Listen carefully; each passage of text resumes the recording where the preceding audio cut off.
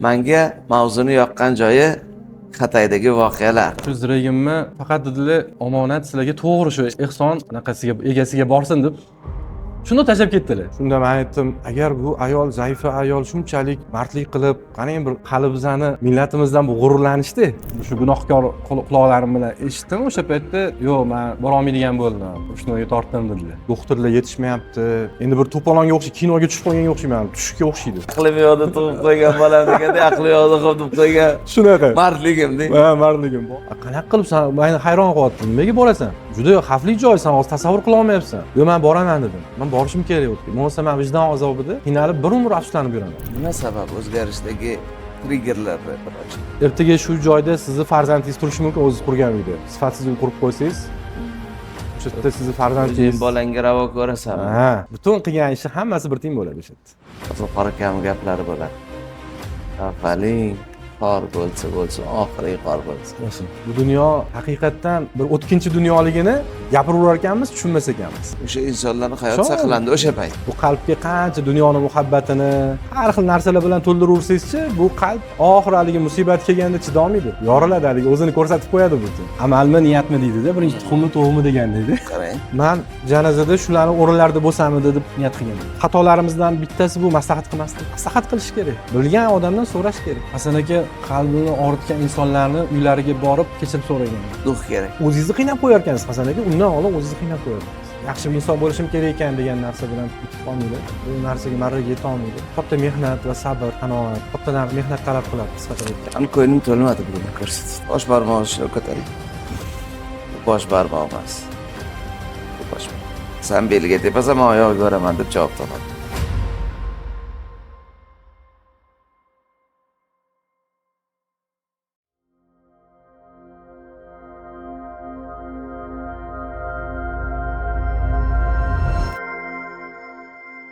Assalomu alaykum azizlar. Biz qalb mavzusida yana suhbatlarimizni davom ettiramiz. Sokin qalb, xotirjamlik maskani.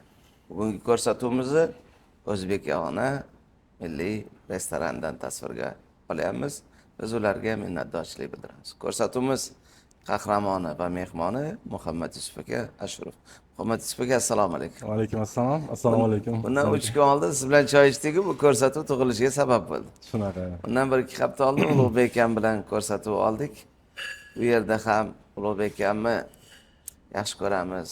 Qalb insoni, xotirjamlik bobidagi bir yaxshi o'zimiz havas qilgan, hurmat qilgan inson sifatida kashf qilgandik, lekin bu insonning yonida yurganda ham sizni gaplaringizni, sizni qarashlaringizni va hattoki kecha suhbat davomida bir ikkita iqtiboslaringizni esladim, o'yladim, suhbatingizni tingladim. Aytdim, demak siz bilan ham yaxshi suhbat bo'ladi degan umiddamiz. Azizlar, bugungi ko'rsatuvimiz qanchalik sizga, bizga manzur keladi, uni vaqt ko'rsatadi.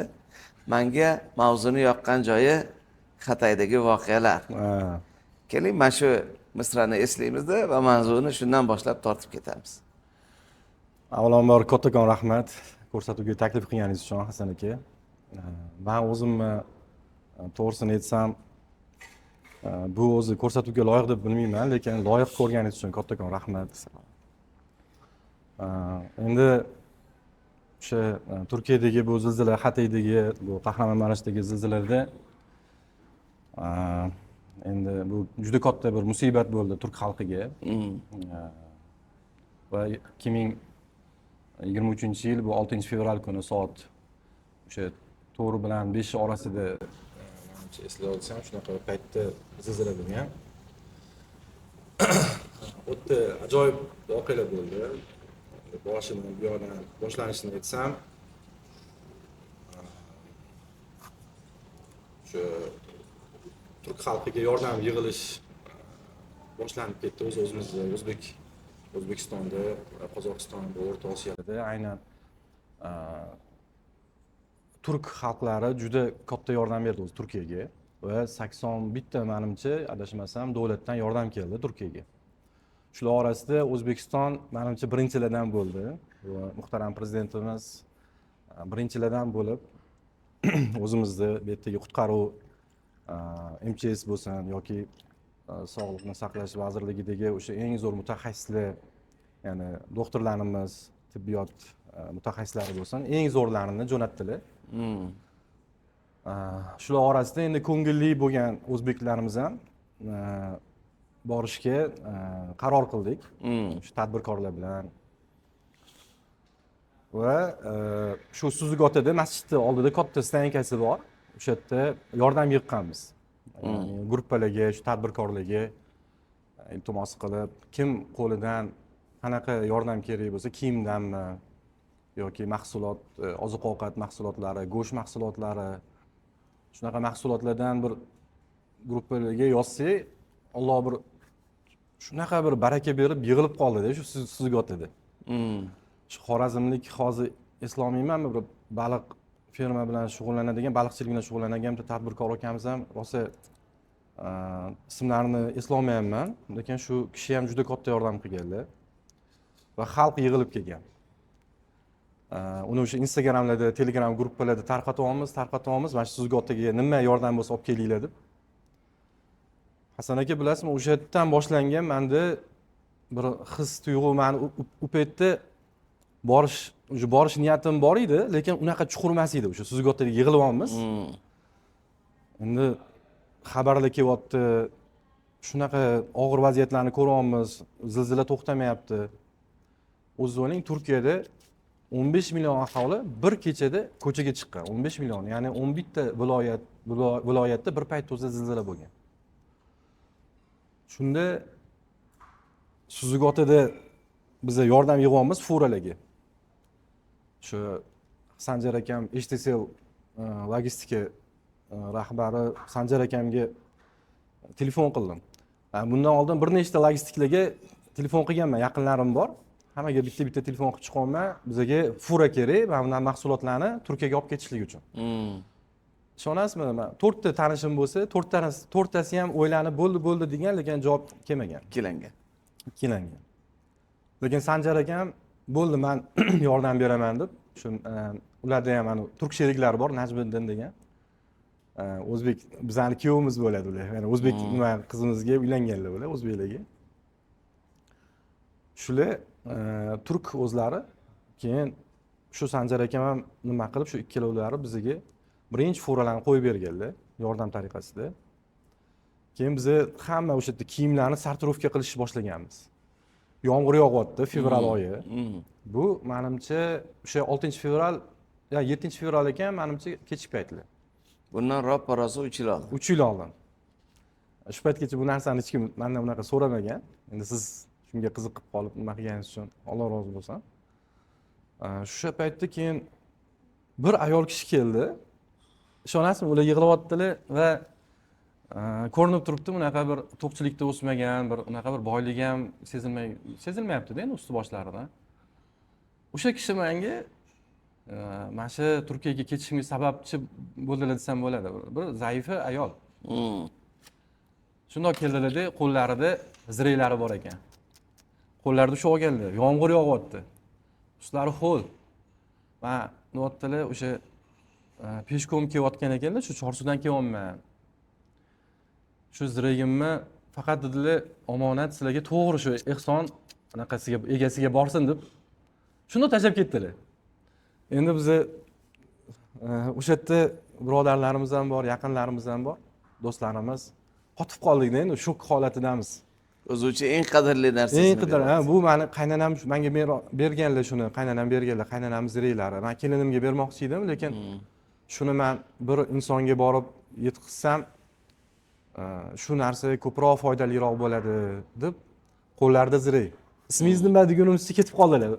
Ya'ni ismingizni ayting, biz sizni bir yozib qo'yaylik bu yerga deb iltimos qildik. Egasi biladi. Egasi biladi deb. Ha, xuddi shunaqa. Egasi bilsa bo'ldi dedilar, shunaqa bo'ldi. Keyin ketib bordilar, shunaqa tez yurib ketib bordilar-da. Haligi ziray o'sha nima qilishni bilmayapmiz endi. Uni pulga anaqa qilishi, uni qiymati bilmadim, men uchun o'sha yerda hamma yig'ilgan balki qiymatlardan men uchun eng qimmatliroq, qadrlisi bo'ldi. Shunda men aytdim, agar bu ayol, zaifa ayol shunchalik mardlik qilib, qarang bir hali bizani millatimizdan bu g'ururlanishdi. Shunaqa bir hayajonlandim, hozir ham hayajonlandim eslab. Shu kishi menga Turkiyaga ketishimga sababchi bo'ldilar desam bo'ladi. Keyin men Turtki aytdim, bo'ldi, a? turtki bo'ldi. Keyin men aytdim, tadbirkorlar endi bilasiz, ancha yildan beri ichida yuramiz, gruppalarimiz bor, klublarimiz bor. Hamma joyga yozdim, aprosnik qildim. Joyida, o'sha joyda. Hali ketganlariga 1-2 minut bo'ldimi, yo'qmi? Kim ketadi? Men niyat qildim, borib o'sha yerda zilzilaga yordam beramiz. Ko'ngilinglar bormi dedim. Umumiy holatda men o'tgan safar sizga bu mavzuni ochganimda 290 kishi degan ekanman. Bir 400 tacha tadbirkorlar gruppasiga tashlagan ekanman. Aprosnikda. Keyin 21 kishi ko'ngilli bo'ldi. Bu endi bir maqtanish bo'lmasin yoki bir kibrga Alloh bizani kibrlantirmasin. 21 kishi ko'ngilli bo'ldi va bir tur agentsiyasi bor, shu aviabilet sotadigan bir akamiz. Men 21 kishiga o'zim tekinga ehsonga bilet olib beraman. Xudo baratni olib beraman dedilar. Borib kelishni o'zim ko'taraman bo'ynimga. Lekin hech kim bilmasin, duo qilsanglar bo'ldi dedilar. Hayron qoldim. Xo'p bo'ladi dedim. Endi pulimiz bor, boshqa bor, hamma narsa bor. Xo'p bo'ladi dedim. Yozdim gruppaga. Pasport tashlaylar. Pasport tashlaylar, hammasini olib beradigan odam bor. Hech qanaqa pulinglar kerak emas. Boraylik, borgandan keyin qaytishni keyin olamiz. Unga ham bo'ynilariga olganlar. Keyin 21 kishilik gruppamizdan o'zi achinarli holat, hali ko'ngilli bo'lganlardan 5 kishiga bilet oldik. 5 kishiga bilet oldik. U yerda yana muhokamalar ketyapti-da endi. Bu o'sha balki 1 soat chunki tez qaror qabul qilishimiz kerak. Eng teziga olganmiz, uchib ketishimiz kerak. Haligi aeroportga bordim. Endi ham 5 kishi endi borsa, mayli endi 5 kishi bilan ketaman desam, tadbirkorlarni endi 3 kishini taniyman, 1 kishini tanimayman orasida, 5 kishimiz-ku. Haligi 3 tani nima qilyapman? Keyin ana bittani lichkalariga yozmayman. Mana shu gunohkor quloqlarim bilan eshitdim o'sha paytda, yo'q, men bora olmaydigan bo'ldim. Rushnoga tortdim dedilar. Mayli dedim. Keyin o'zim ketdim. Bir o'zim ketdim. Bordim, Istanbulga tushdim. Istanbuldan endi hamma aeroportlar boshqa anaqalarda o'sha zilzila bo'lgan joylar aeroportlar ham buzilib ketgan. Istanbuldan keyin Adanaga uchdim. Endi ko'rasiz, endi o'sha yerda haqiqiy voqealar boshlandi. Odamlarni hamma joyi yara, qonagan, doktorlar yetishmayapti. Endi bir to'polonga o'xshaydi, kinoga tushib qolganga o'xshayman, tushga o'xshaydi. Qo'rqib ketdim, ya'ni tabiiyki qo'rqinchli o'tdi. Yig'layotganlar bor. Misol uchun bolajonlar, kichkina bolajonlar va juda og'irli holatda. O'sha yerda bir qalbimga bir qo'rquv keldi, juda katta qo'rquv. Endi hali men bilaman, nimaga bormadim hali, makoniga bormadim zilzilani. Keyin bitta chuqur nafas olib o'sha yerda 2 rakat namoz o'qidim. Bir Allohdan qattiq so'radim, menimcha 2 rakat namoz hali bir esimdan chiqmasa kerak. O'zimdan kuch topish kerak ekan shunaqa paytda. Chunki qalbimizda hali men o'sha yerda sezdim, hali qalbim unaqa tayyor emas ekan. Katta nimalarga degan fikr keldi o'sha yerda. Yo'q dedim, qaytmayman dedim, cho'tkacham keldim dedim. Ko'p baribir Hasan aka anaqada qo'rqinchli-da o'tdi. Endi uni telefonda ko'rgan boshqa, kinolar ko'rgan boshqa ekan, u realniy o'tgan holat boshqa ekan. O'zligini shu bir palatka qilib qo'yishgan ekan aeroport chetida, bu yoqqa kirdim. Borsam, men o'sha yordamga keldim, ko'ngilli desam, endi yoshlari kattaroq bir nima, o'sha MCS da ishlaydigan bir onaxon, yoshlari endi kattaroq, menimcha 50 yoshlar atrofida ular. Voy cho'chug'im deb meni bosib bag'rilariga bosdilar. Ular aytayotdilar ekan, turkchani Turkiyada yashaganman. Turkchani yaxshi bilaman. Keyin men aytdim, "Ne unaqa o'zi so'radim, ne unaqa xursand bo'lib ketdingiz?" desam, "Biz o'zimizni millatimiz qo'rqqanidan hozir hamma bu yoqqa qarab ketyapti. Ya'ni aeroport to'lada. Hamma biz samolyot yetkazib olmayapmiz. Har daqiqada bitta uchiryapmiz. Xalqni boshqa joylarga, ya'ni biz hammasini tarqatishimiz kerak. Xavfli zona." Keyin xursand bo'lib ketdilar ular. Men dedim, shunaqa ko'ngilli bo'lib keldim. Undan oldin o'sha mani nomimga bu yoqdan Suzukotadagi hamma furalar mani nomimga ro'yxat qilingan. O'sha bizning bosh vazirimiz Abdulla Aripov va Shayxontohur tumani prokurorlari kelib, shu hamma kelib malades deb mani xursand qilishgan, lekin borgandan keyin bu boshqa dunyo ekanda. Endi mani nomimga hali aqlim yo'qda tug'ib qo'ygan bolam deganda aqli yo'qda tug'ib qo'ygan shunaqa. mardligim deng. Ha, mardligim. Borsam endi boshqacha dunyoda endi boshqa holat. Keyin bo'lmasam dedi, endi kim nima qilayotganini bilmaysiz. Shunaqa darajada kinoga o'xshaydi. Xaosda. Xaos shunaqa bo'lgan. Keyin bordim. Keyin meni dedim o'sha yoqqa olib boringlar dedim. Men o'sha yerda dedim anaqa bu yoqdan furalar kelyapti. Furalar meni nomimga rasmiylashtirilgan va sizlarga yordam kelyapti. Shu orada bir ismlarini ayta olmayman, shu bitta birodarimiz bitta konteyner go'sht jo'natib yuborganlar. O'zlari yonlaridan bitta o'zlari. Nimani shopirni puligacha ham berganlar, benzingacha ham o'sha to'lab berganlar. Alloh rozi bo'lsin u kishidan. Birinchi dilda shu borish kerak. O'zlari ham aytayotdilar, birinchi meniki kirib borsin deyaptilar, faqat meni nomimni hech qayerda tilga olmaysan. Men aytdim, shunaqa go'sht kelyapti xolodilnikda. Mana bunaqa 32 dan 33 ta fura. Shunaqa bo'lyapti. Nima qilamiz? Desam, bo'lmasam dedi, sen Qahramonmashga bora olmaysan hozir dedi. Yo'llar dedi, hamma tirband bu yoqqa kelish, lekin borsang dedi, hozir boraverasan, lekin hech kim bormayapti o'tga dedi. Men borishim kerak o'tga. Qanaqa qilibsan? Meni hayron qo'yapti. Nimaga borasan? O't juda xavfli joy, sen hozir tasavvur qila olmayapsan. Yo'q, men boraman dedim. Men borishim kerak o'tga. Bo'lmasa men vijdon azobida qiynalib bir umr afsuslanib yuraman. Qanaqa qilib men o'sha Turkiyada 3-4 yil men tuzini eganman. Bu yerda meni o'sha 10 yillar oldin birinchi ko'zim ochilgan joy bu. Bizneslarni o'rganganman, tirikchilikni o'rganganman, odamlar bilan suhbatlashish, bir boshqacha narsalarni o'rgangan joyim, meni ko'zi ochib ko'rgan joyim shu Turkiya bo'lgan birinchi meni safarim O'zbekistondan chiqib. Men yordam beraman, yordam bergani keldim dedim. Desam, bo'lmasam o'zing hal qilgin dedilar, bo'ldi, ishlar bo'lmadi. O'zing bilasan. O'zing bilasan dedilar. Mana aytish dedi. Ha, keyin qidiraman, anaqa yo'q.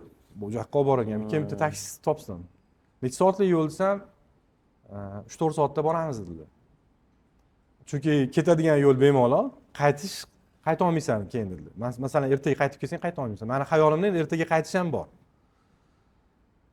Keyin bo'lmasam dedim, bo'ldi dedim, men tashlab qo'ya olaysanmi desam, men tashlab qo'yaman, faqat $800 deydi. 3-4 soatlik yo'lga $800. Xo'p dedim.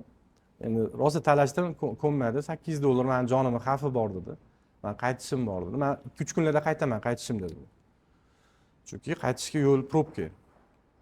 Keyin men bo'ldi dedim, bordim keyin. Borsam o'sha O'zbekiston Mudofaa vazirligi va MCS o'sha ikkita joyga joylashib olishgan ekan. Men mudofaaga bordim.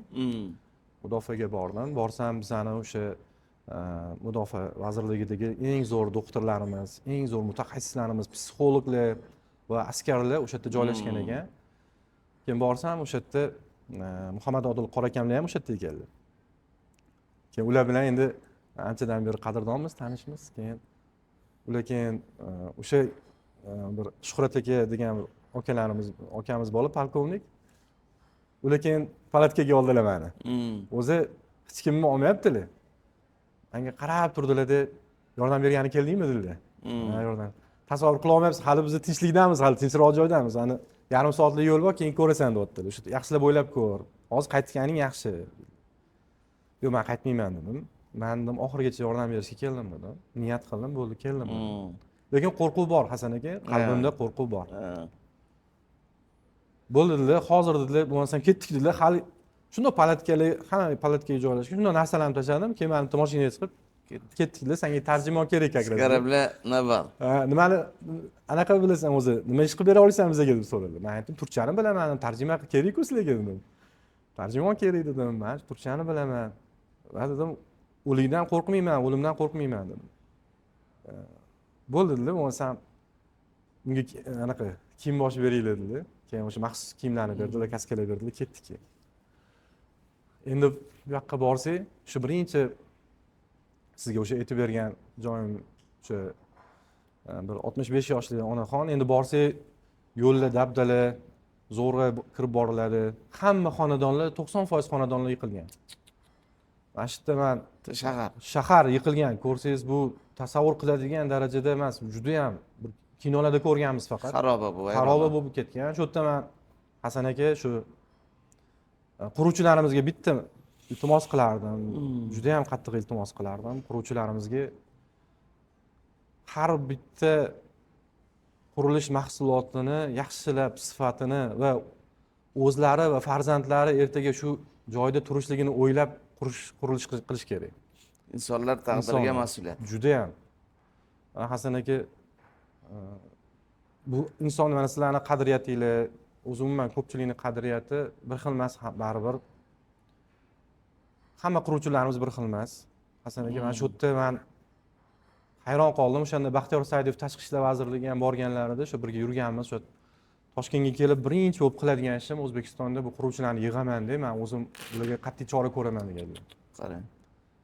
Tekshiruvlarni qattiq qilmasak bo'lmaydi. Chunki ishonasizmi? Ko'zi kunda emas, kunida. Kunida sinadi.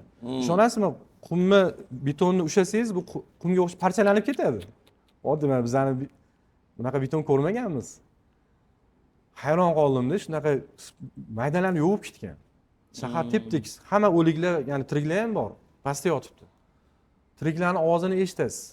Dodvoy qilyaptilar, lekin siz zilzila bo'lib turibdi. Ya'ni 13 kun ichida Hasan aka 950 marta zilzila bo'ldi. Biz borganmiz. Men 13 kun turdim o'sha yerda. To o'sha karantinga olguncha o'sha yerda edim. Ya'ni hidlanib ketguncha o'sha yerda bo'ldim. Insonlar Qancha, bir oy bo'ldingizmi yo qancha? Yo'q, 13 kun. Chunki 13-kundan keyin karantinga oldi, bizani hammamizni qaytarib olishdi. Chunki kasallik o'sha kunlar isishni boshladi. Mumkin bo'lgancha o'sha yerda bo'ldi. O'sha yerda bo'ldi, kunlar isib ketdi. Kunlar isib ketdi, quyosh chiqishni boshladi. Quyosh chiqsa hidlanish juda baland bo'lib ketadi. O'shanda men quruvchilarimizga iltimos qilib qolardim. Bu samimiy va bitta vatandosh sifatida iltimos qilardim. Farqini ko'rgan odam sifatida. Shunaqa. Men ko'zlarim bilan ko'rdim. Shuncha odamni qirilib ketishlikdan qo'rqishmasa, hech bo'lmasa buni boshqa biznes qilishsin-da. Vijdon oldida Vijdon azobi bor. Mas'uliyat qiyin. Haligi 60-70 yoshga kirganda Hasan aka bu og'ir botadi. Hozir yoshlikda bilinmaydi, u pulni orqasidan yuryapmiz. Haligi qalbimiz sokin emas-da. Sakinat qalbimiz yo'q hali. O'shaning uchun dunyo orqasidan quvib ketyapmiz. Bu Qo'shtirnoq ichidagi quruvchilarimizga aytolmayman albatta. Ertaga shu joyda sizni farzandingiz turishi mumkin, o'zingiz qurgan uyda. Sifatsiz uy qurib qo'ysangiz, o'sha yerda sizni farzandingiz o'zing bolangga ravo ko'rasan. Ha. Xuddi shunaqa. Endi men o'shanda borib haligi o'tdagi ota-onalarni farzandlari qolib ketgan, ota-onasi qolib ketgan, qarindosh urug'lari qolib ketgan. Ishonasizmi? 20 dan oshiq, men aniq sonini eslolmayman, 20 dan oshiq endi ular apartman deydi, turklar. Bitta apartmanda o'zligi turishadi. Misol uchun oila, misol uchun bitta etajli uy bo'lgan bo'lsa, keyin ikkita, uchta etajli qurganda, tepasiga farzandini joylashtirgan, undan tepasiga nevarasini joylashtirgan, uy qurganda bitta. Chunki Turkiyada joy muammo. Bizning ta'bir bilan kotej. Kotej.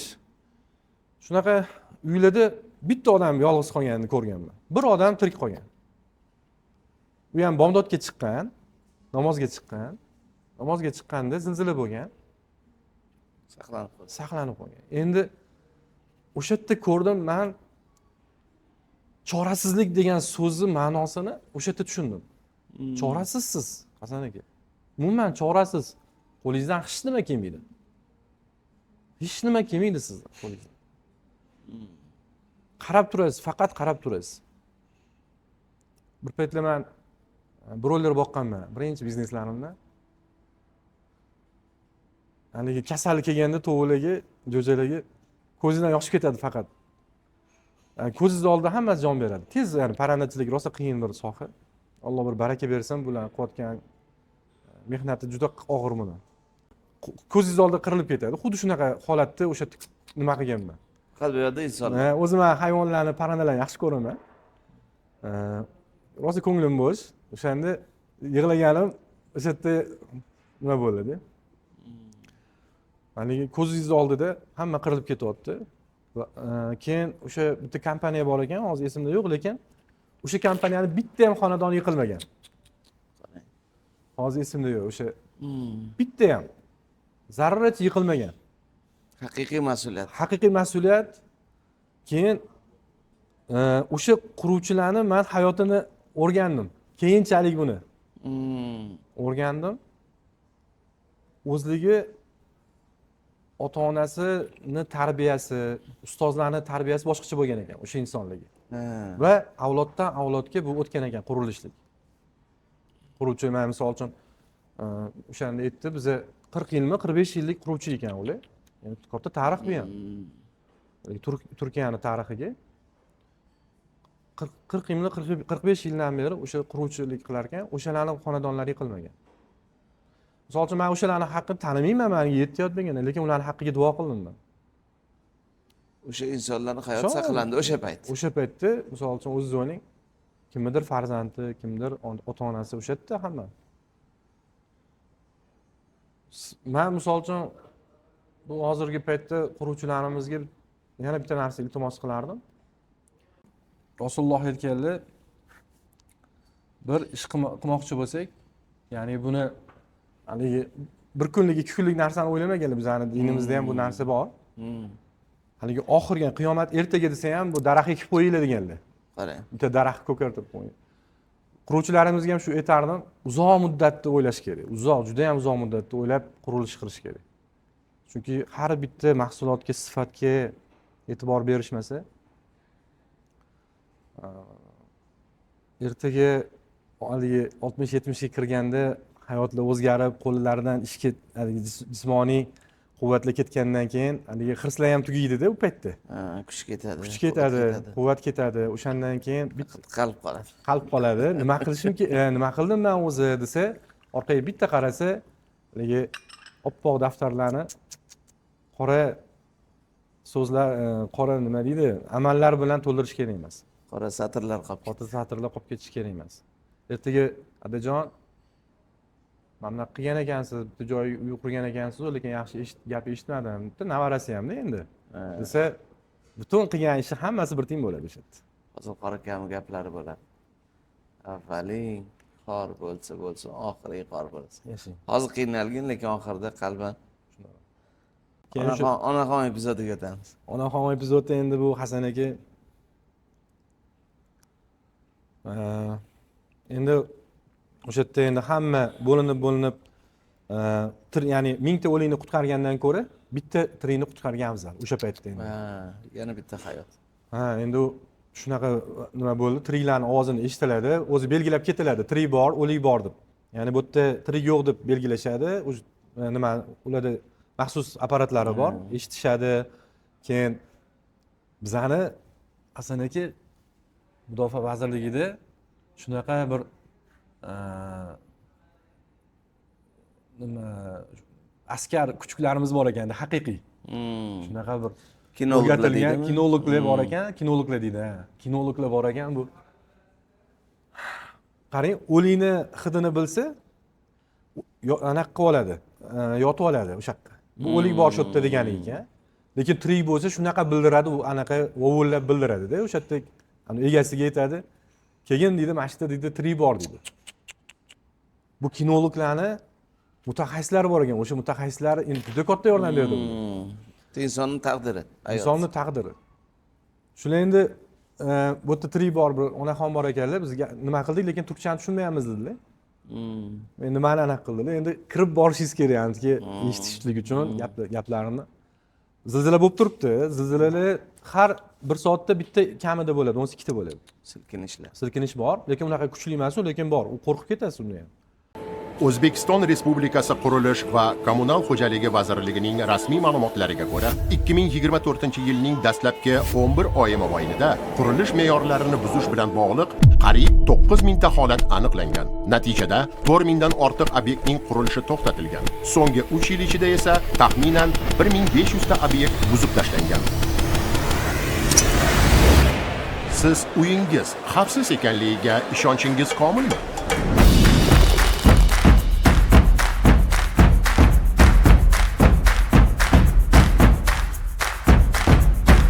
Aslida siz orzu qilgan uy qanaqa bo'lishi kerak? Hech qanday kamchiliklarsiz bo'lsa yaxshi bo'lardi. Чтобы было комфортно и уютно. Eng muhimi bolalar xavfsizligi. Endi daraxtlar, suv, tabiat bo'lsa yaxshi-da. Sport va qulaylik bilan bog'liq bo'lsa. Ko'proq stanka qilib bersa yaxshi bo'lardi.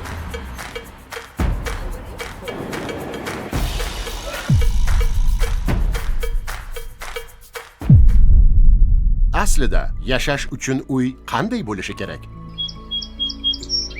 Golden Lake bu siz orzu qilgan qulay va xavfsiz maskan. Umumiy holatda 4,4 gektar maydonni tashkil etgan ushbu kompleks o'z ichiga turli xildagi qulayliklarni jamlaydi.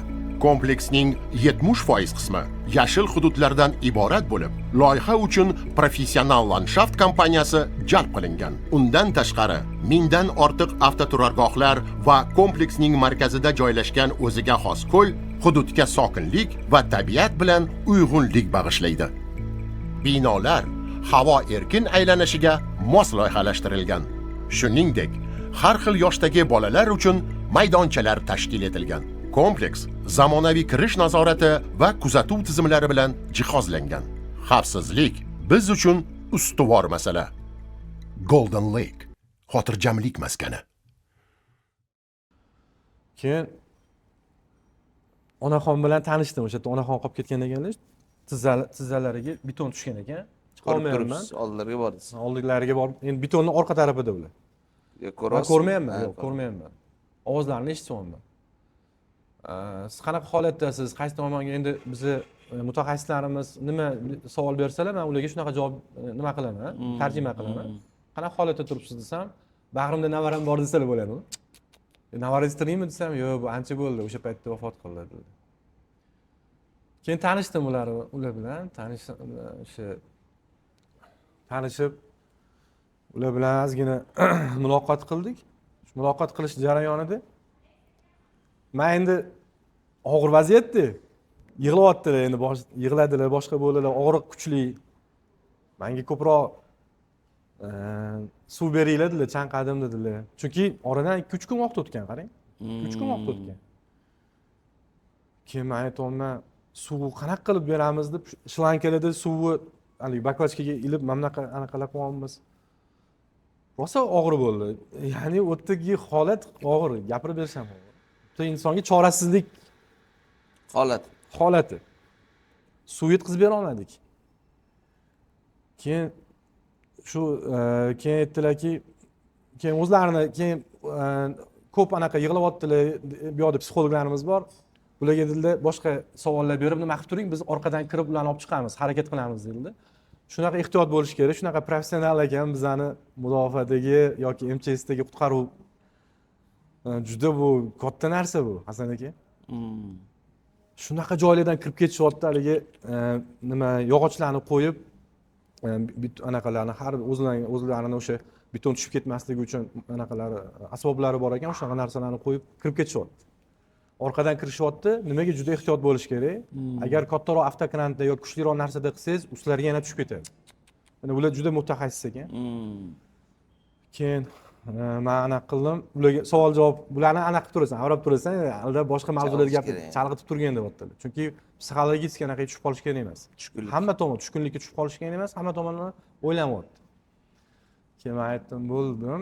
Ularni endi sekin yoshliklardan qayerda tug'ilgansiz, shunaqa hayotlarini so'rasam, keyin gapirib berib yana yig'layaptilar. Keyin men yig'layapsam, keyin orqamizdagi haligi qutqaruv psixologlar yoqqa meni tortib oldilar. Ko'z yosh, endi o'zim ushlab tura olmadim ularning nimasidan. Qalb suhbati ketdi. Ha, qalb suhbati ketdi, juda yaqin bo'ldik. Ular bilan yaqin bo'lib ketdik. Bir 7-8 soat gaplashib qolganmiz ular bilan. Uxlab qolish kerak emas ular, muzlab qoladilar. Tashqari sovuq, qish paytida, fevral oyi. Keyin shu qor yomg'ir yog'ib turibdi. Ha, qor yomg'ir. Keyin ular aytdilar, shu qo'llarini ko'proq ishqalab, harakatlarni etib turibman. Ular aytdilar, bitta qo'lim bor, bitta qo'limda bag'rimda qolib ketgan, uni ko'tara olmayman. Shu o'ng qo'lingiz bilan bo'lsam dedim, harakat qiling, ko'proq harakat qiling, qo'lingizni ishlating. shunaqa tarjimalar qilib turibman, keyin ular aytdilar. Keyin men yig'lab yuborsam, men yig'laganimni eshitgan ekanlar. Hali bu yoqdagi onaxonimiz. Endi bu yoqdagi nimada psixologlarimiz, mudofaadegilar aytishdiki, siz hozir battar bularni tushkunlikka tushirib qo'yasiz, yig'lasangiz, kuchliroq bo'ling dedilar. Xo'p dedim, muzday suvlarni ichib oldim-da, boshqatdan yana suhbatga kirishyapman. Keyin boy yig'lading-a dedilar, menga aytibdilar. Endi ancha gaplashish yaqin bo'lib qoldik. His qiladi. Yusuf o'g'lim dedilar, meni ismimni shunaqa dedilar. Ozgina shunaqa bo'lib qoldi. Ming bor uzr deb nima qilsam, o'zi dedilar, meni qalbim ancha xotirjam dedilar. Og'riqdan ancha yig'ladim, yig'layapman, lekin boshqa narsadan emas. Bu hammasi Xudodan dedilar. Hammasi Allohdan. Bu kelgan musibat, bu zilzilalar. Biz shunaqa gunoh ishlarni qilyaptiki, bu bandalar yer ham ko'tara olmayapti gunohlarni deyaptilar. Shu gaplarni dona-dona aytdilar. Va men xotirjamman dedilar. Chunki ikkita o'g'lim bor. Ikkalasini ham biror marta men harom luqma yedirmaganman. O'zim beva bo'lib o'zim o'stirganman. Xuddi birki bu Hasan akani Xudoyim meni o'sha yoqqa shunday olib borib, haligi mana ko'rgan mana shunaqa bir inson bor dunyoning bir chetida. Shu ibrat olgin degandek bo'ldi menga. Va aytdilarki, men xotirjamman shunaqaki, ikkita farzandimga ham insonlarning haqqidan qo'rqishni yaxshilab o'rgatganman dedilar. Yaxshi, juda ham chuqur o'rgatganman. Va dedilar, ikkalasini ham farzandlarimni tarbiyasidan xotirjamman. Lekin ikkalasi ham hozir vafot qilgan dedilar. Buni orqasidan xotirjam aytayotdilar bu gaplarni, bilasizmi, bir ona. Chunki bitta uydamiz, bitta uyda Tirik qolgan ham yo'q. hech kim qolmagan. Na kelinlari, na kichkina o'g'illari o'zlarini va katta o'sha uylangan farzandlari, nevaralari. Hech kim tirik qolmagan. U ertalabki hamma uxlayotgan paytda bo'lyapti. Shunaqa. Ertalab endi tushgan, biz endi 2-3 kundan keyin yordamga borganmiz-ku, shunaqa holat. Va ko'p zilzila holatlaridan keyin ularni o'sha beton bosib vafot qildilar ular. Menga bitta narsa, yaxshi narsa aytganlar. Yusuf o'g'lim deb aytardilar, shu nima qilib aytganlar. Birinchi men o'zim ya'ni ko'p suhbatlashdik-ku, soatlab, ancha bilmayman qancha soat, juda ko'p soatlar. 2-3 kun suhbatda bo'ldik. Menimcha bir kundan oshib 1,5 kuncha suhbatda bo'ldik ular bilan. Vafot qilgunlarcha yonlarida bo'ldik. Yonlarida qanaqa? Misol uchun eng yaqin inson. chiqib turinglar deyshadi. Men yana Perigorga boraman. Misol uchun chiqib turinglar. Zilzila misol uchun xavfi o'sha ularda o'sha apparatlari bor, xavflari o'sha sezilsa, o'sha yoki zilzila bo'lishligi anaqa bo'lsa, biz orqaga chiqib turamiz yoki ovqatlanishimiz kerak, tashqariga chiqib o'sha одноразовый ishlarda ovqat olib kelishamiz, suv ichishamiz. O'sha paytlarda chiqib turdim, qolgan payt yonlarida. Menga o'sha eng zo'r so'zlarni ularni bu dunyoni o'tkinchi, biz tush ko'ryapmiz deganlar. Tush bu hammasi. Ya'ni biz o'zi aslida endi moddiyatga o'rganib qolganmiz-da. Aslida biz tushda yuribmiz. O'sha sokin qalbga shu menimcha zo'r tushsa kerak. Bu qalb haqiqiy sokin qalbli insonni qalblari pok va xotirjam o'sha zaifa onamizni o'sha yerda ko'rganman. Shu bilan meni hayotim 180 gradusga o'sha yerda o'zgargan. Nima sabab o'zgarishdagi triggerlarni bir oching. Hasan aka, o'sha paytda meni qalbimni og'ritgan insonlar bor bo'lgan. Sherikchilik qilib xiyonat qilganlar bo'lgan. Do'st bo'lib xiyonat qilganlar bo'lgan. Hammasini kechirib oldim o'sha. Hammasi bitta inson qolmadiki, Zarracha yo'q. Zarracha. Hech kim qolmadi. O'sha yerda yozyapman. Alhamdulillah, hozir ham. O'shandan keyin qalbim o'zgardi. Lekin to'liq 100% o'zgardimi desa yo'q, lekin o'zgarmaydi emas, o'zgardi. Ya'ni hammasi 100% men kechira olmayman, har qanaqa og'riqni deya olmayman, lekin qaysidir ma'noda men o'zgardim o'sha. U holat sizga sabab bo'ldi. Sabab bo'ldi. Nima sabab? Nimaga o'zgarishga sabab bo'ldi? Nimaga kechib oldi? Chunki bu dunyo haqiqatdan bir o'tkinchi dunyoligini gapiraverar ekanmiz, tushunmas ekanmiz. Ular o'limga tik qarab to'g'ri ketyaptilar. Og'ir vaziyat, qorong'u, beton bosgan va ular xotirjam aytyaptilar. Men xotirjamman, mendan xavotir olmagin deyaptilar. Men xotirjamman. Meni hech qanaqa bir qo'rqadigan dunyoga ketishga meni qo'rqadigan bir hech qanaqa o'zingiz o'ylang, hech qanaqa bir sababim yo'q. Men shu xotirjam iymonimni sog'lom holatda hozir jonimni uzib Alloh olsa ham, shu men eng katta ne'matim shu deyaptilar. Qisqa qilib aytganda shu. Qarang, bizni anigi eng hozir mana sokin qalb degan bu mavzuyimizda eng katta og'riqdek hozir qalb sokin bo'lmasligi, qalb xotirjam bo'lmasligi bu eng katta mavzulardan bittasi o'zi. Hasan aka, bu zo'r mavzuni olib chiqqansiz. Buni hali menimcha hech kim bu narsaga qo'l urmagan. Qachon xotirjamlik yo'q bo'lar ekan Hasan aka? Agar biz dilbayoru dastbakor degan so'zga bu Bahodir Naqshbandiy menimcha aytganlar bu so'zni. Shu so'zlarga amal qilmasak. Ya'ni qo'li dilbayoru dastbakor degan diling Allohda bo'lsin, qo'ling mehnatda bo'lsin. Ya'ni dunyoning muhabbati bu qalbiga kirmasin degan narsa. Bu dunyoning muhabbati shunaqa qalblarga hozir joylashdiki, biz do'stlarimizni sotamiz. Biz sifatsiz mahsulot beramiz insonlarga.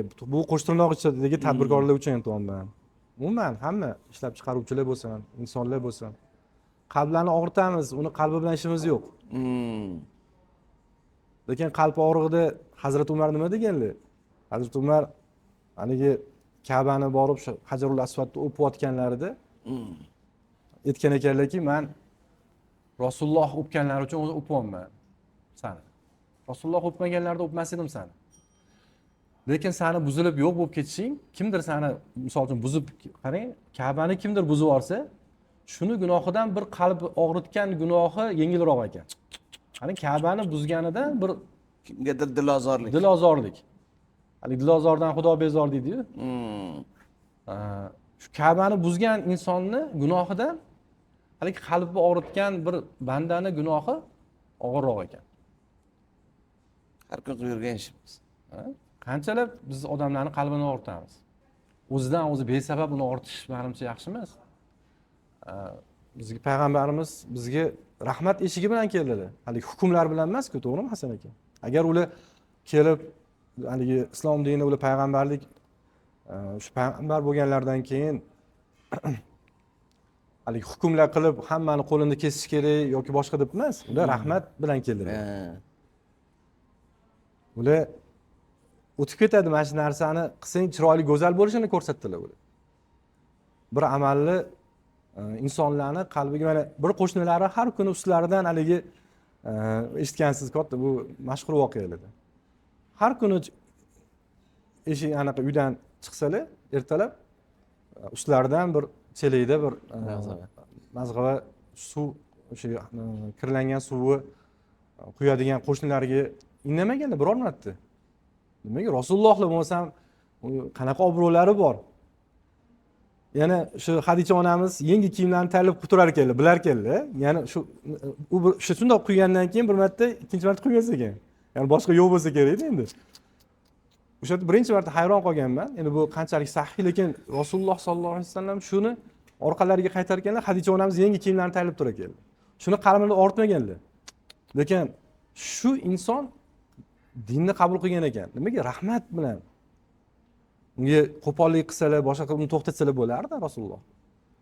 Lekin ular rahmat bilan keldilar Rasululloh. O'shanchonigi mana Ramazon oylari yaqinlashyapti. Menimcha 2-3 kun vaqtimiz qoldi. Rahmat oyida bu. Qalblarni sokin qiladigan oy. O'zimizni davolashimiz kerak bu qalbni. Bu qalbga qancha dunyoning muhabbatini, har xil narsalar bilan to'ldiraversangizchi, bu qalb oxir haligi musibat kelganda chidolmaydi. Yoriladi, haligi o'zini ko'rsatib qo'yadi bu keyin.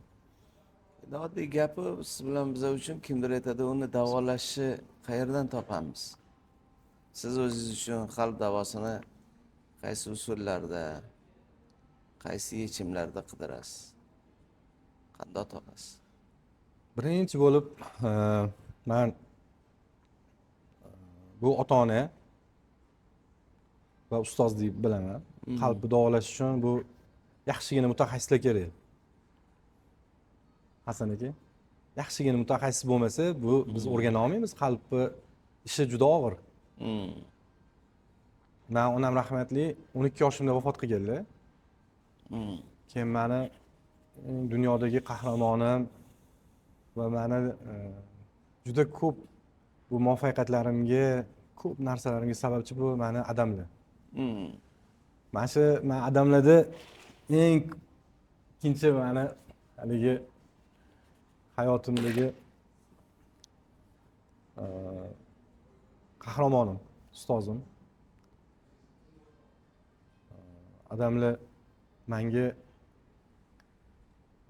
endi birinchisi haligi onam bo'lsalar, meni bu dunyoga keltirib, tarbiya berib, o'sha adam topgan, uyga ro'zg'orga olib kelgan narsani to'g'ri luqmalar bilan menga bergan bo'lsalar, yana adam yana davom ettirganlar, men ikkinchi qahramonim deyman. Adamlar meni shu birovni haqqidan qo'rqishga, odamlar bilan o'zingiz bilasiz, men ekstrovert odamman. Senda yaxshi chiroyli muomala qilasan sen odamlarga. Endi o'zlari o'rgatganlar. Lekin sen ekstrovert xarakterga egasan, odamlar bilan yaxshi chiqishasan. Deb shu o'rtoqlar yoshi katta bo'lgan o'rtoqlarim o'sh mendan ancha yoshi katta bilan ko'proq shularning davralarida meni tarbiya qilgan ekanlar. Hozir buni endi keyin bilyapman-da.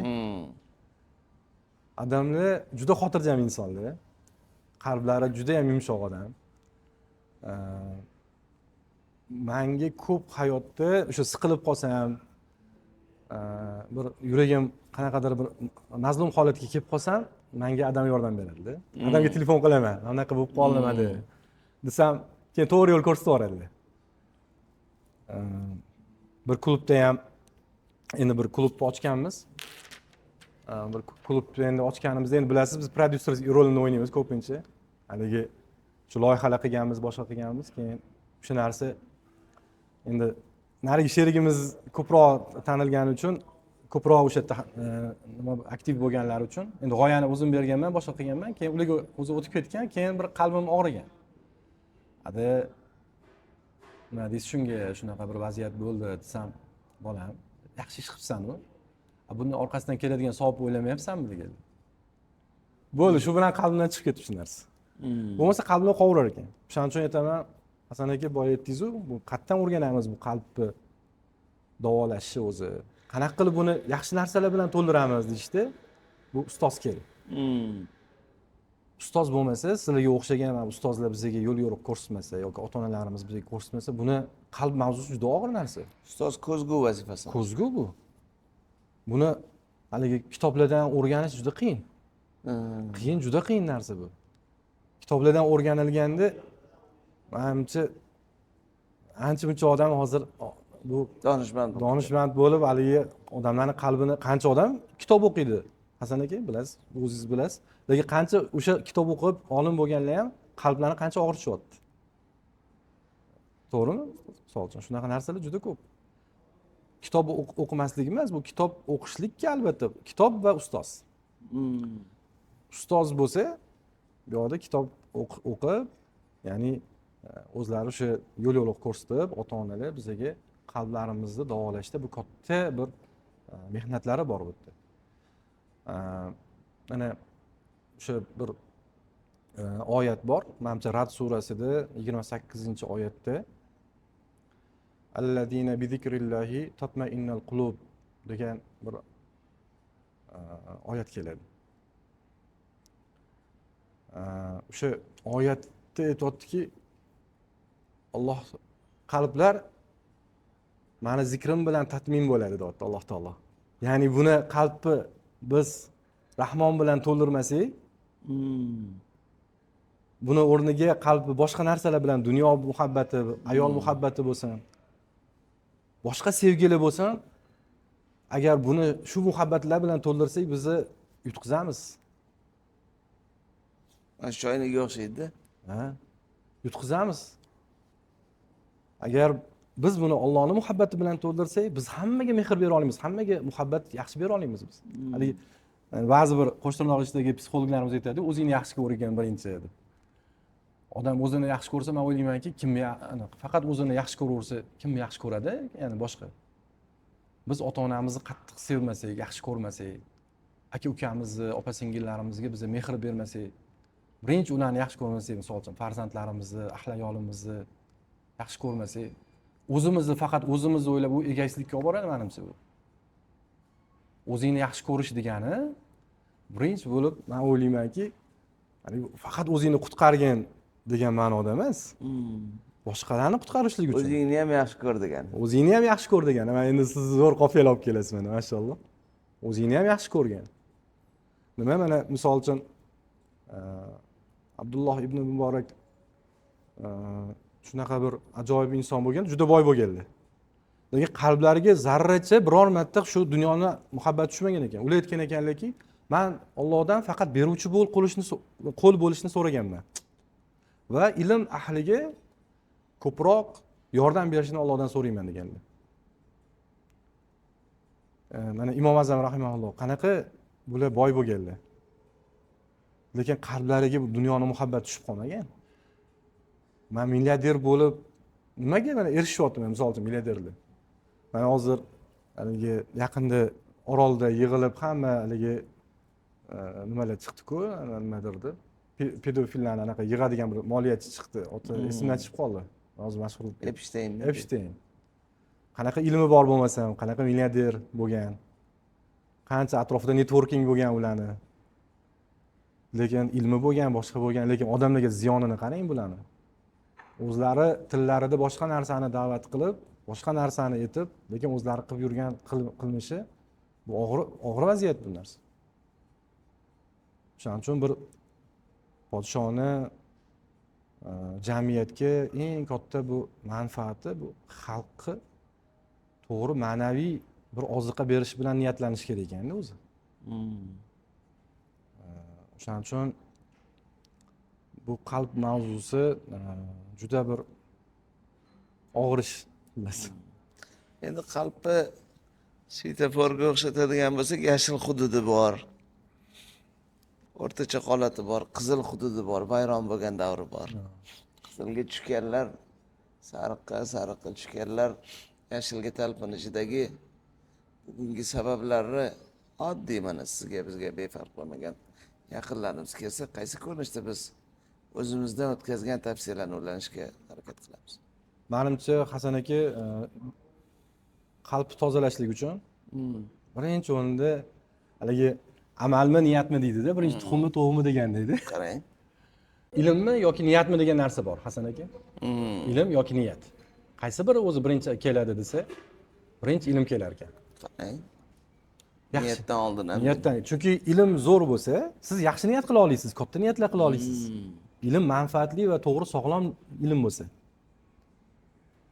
Lekin agar u noto'g'ri bo'lsa, noto'g'ri ustozlardan mana ustozni ham tanlashni bilish kerak ekanda. Ustozni tanlash, ustoz o'zi o'sha mehr bilan shu bir ilmim o'tsin degan ustozlar bir boshqacha bo'ladi. Mana shunaqa ustozlar bor. Menda shunaqa zo'r ustozlarim bor, alhamdulillah. Zarracha bir moddiy manfaati yo'q, hech qanaqa. Shunaqa menda ko'p ustozlarim bunaqa, bir nechta. Hozir ba'zilarini aytib, ba'zilarini aytmasam xafa bo'lib qolishadi. O'zlari bilib olishadi. O'zlari bilib olishadi. Ularning fazilat xislatini aytib bering. Ularning fazilati shunaqaki, ustoz, alhamdulillah, mana bittasi sizsiz. Shunaqa samimiy menga mana Ulug'bek ham o'zingiz bilasiz. Yaxshi ko'ramiz. Meni bilmagan holatimda meni 2 yil meni yonlarida olib yurganlar. Men bilmaganman. Har oy nonushta qilamiz deb qo'yadi. Nonushta qilamiz boshqa. Qarasam, men o'sha paytda tushkunlikka tushgan holatlarimda meni samimiy bo'lsam, haligi soatlari juda vaqtlari tig'iz odam inson. Juda qimmat. Lekin menga samimiy o'sha qorong'ilikdan olib chiqish uchun harakat qilib yurgan ekanlar-da menga. U qalbga soladi-da o'zi. Ha. Hasan aka, ana ilmmi birinchi yoki niyatmi degan joyda bu sog'lom, to'g'ri va insonlarga manfaat keltiruvchi ilm ekan. Uni birinchi bo'lib to'g'ri ilm olinsa, keyin yaxshi niyat paydo bo'lar ekan. Haligi ilmmi, amalmi yoki amalmi, ilmmi degan joyda, ya'ni niyatmi, ilmmi degan joyda birinchi ilm ekan. Agar biz ota-onamizdan yaxshi ilmni oldikmi, keyin bir yaxshi ustozlarni etagini ushlab, to'g'ri xolis bo'lgan ustozlarni, haligi o'zini nafsini, o'zini haligi dunyoviy nafsini emas, maqsad yo manfaat emas. Hammada nafs bo'ladi, lekin haligi 60-70 dan keyin o'tganimdan keyin bir mana bir xursand bo'ladigan joylarim bo'lsa, shunga bir yaxshi men ilm bersam va u yoqda ham menga bir yaxshi bir narsa kelib tursa, nimaga? Sababi oxiratda faqat mana shu narsalar qoladi. Farzandni yaxshi tarbiyali farzand, bu yaxshi berilgan ilmlar, bu shogirdlar. Boshqa narsa nima borardi? Bankdagi million-millionlarimiz bormasa, ular ham bir manfaatli joyga borsa endi boradi. Va bo'lmasam o'zidan o'zi bu haligi yaxshi niyatli ham bo'lib qolinmas ekanda, Hasan aka. Qarang, yaxshi mavzu ketdi. Manfaat, niyat, maqsad, qadriyatda o'zini qatlamlari bo'ladi. Qaysi holatda odamlar radioni valnasiga o'xshab bu bilan bu birlashmaydi. Inson dedingiz, uni o'zining nafsi bor. O'zining maqsadi bor, o'zining manfaati bor. Lekin mana bu yerda niyati bor. Qandoq qilib birlashtirib, bu yerda maqsad tursinmi, niyat tursinmi, qadriyat tursinmi degan joylarni his qilgan odam sifatida ajratishi, o'zingiz bir nimalar kuzatuvlaringiz ulashing. Endi men shaxsiy o'zimni subyektiv fikrimni aytsam, birinchi bo'lib halol luqma deb bilaman. Agar halol luqma bo'lsa, bu ilm yuqadi. Yaxshi ilm yuqadi. Agar biz farzandlarimizga shubhali ilmlarni, shubhali luqmalarni biz Alloh asrasin ularni bo'g'izidan cho'qib o'tkazib yorsak, bu ularga ilm yuqmaydi. Nima uchun hamma bitta sinfda hamma o'qiydi, lekin o'qiganlar kam bo'ladi. O'qishga o'qiveradi, lekin olimlar, uning ichida manfaatdorlar, haligi xalqqa yordam beradiganlar kamroq bo'ladi. Chunki luqmada o'sha yerda noto'g'ri ketgan. Chunki bu katta narsa bu.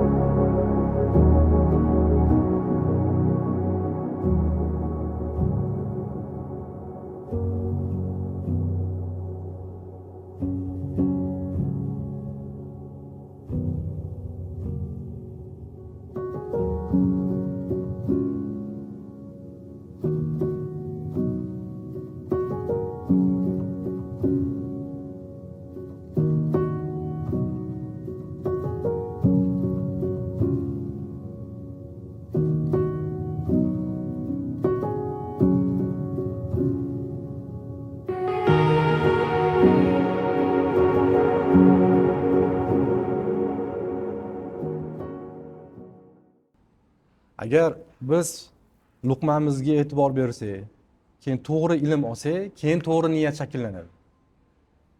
Agar biz luqmamizga e'tibor bermasak, eng katta bu gunohlardan bittasi sizga qarab turgan bir do'stingizni sizni eshitib turibdi quloqlari bilan yaxshilab eshitib turgan odamga yolg'on gapirishlik.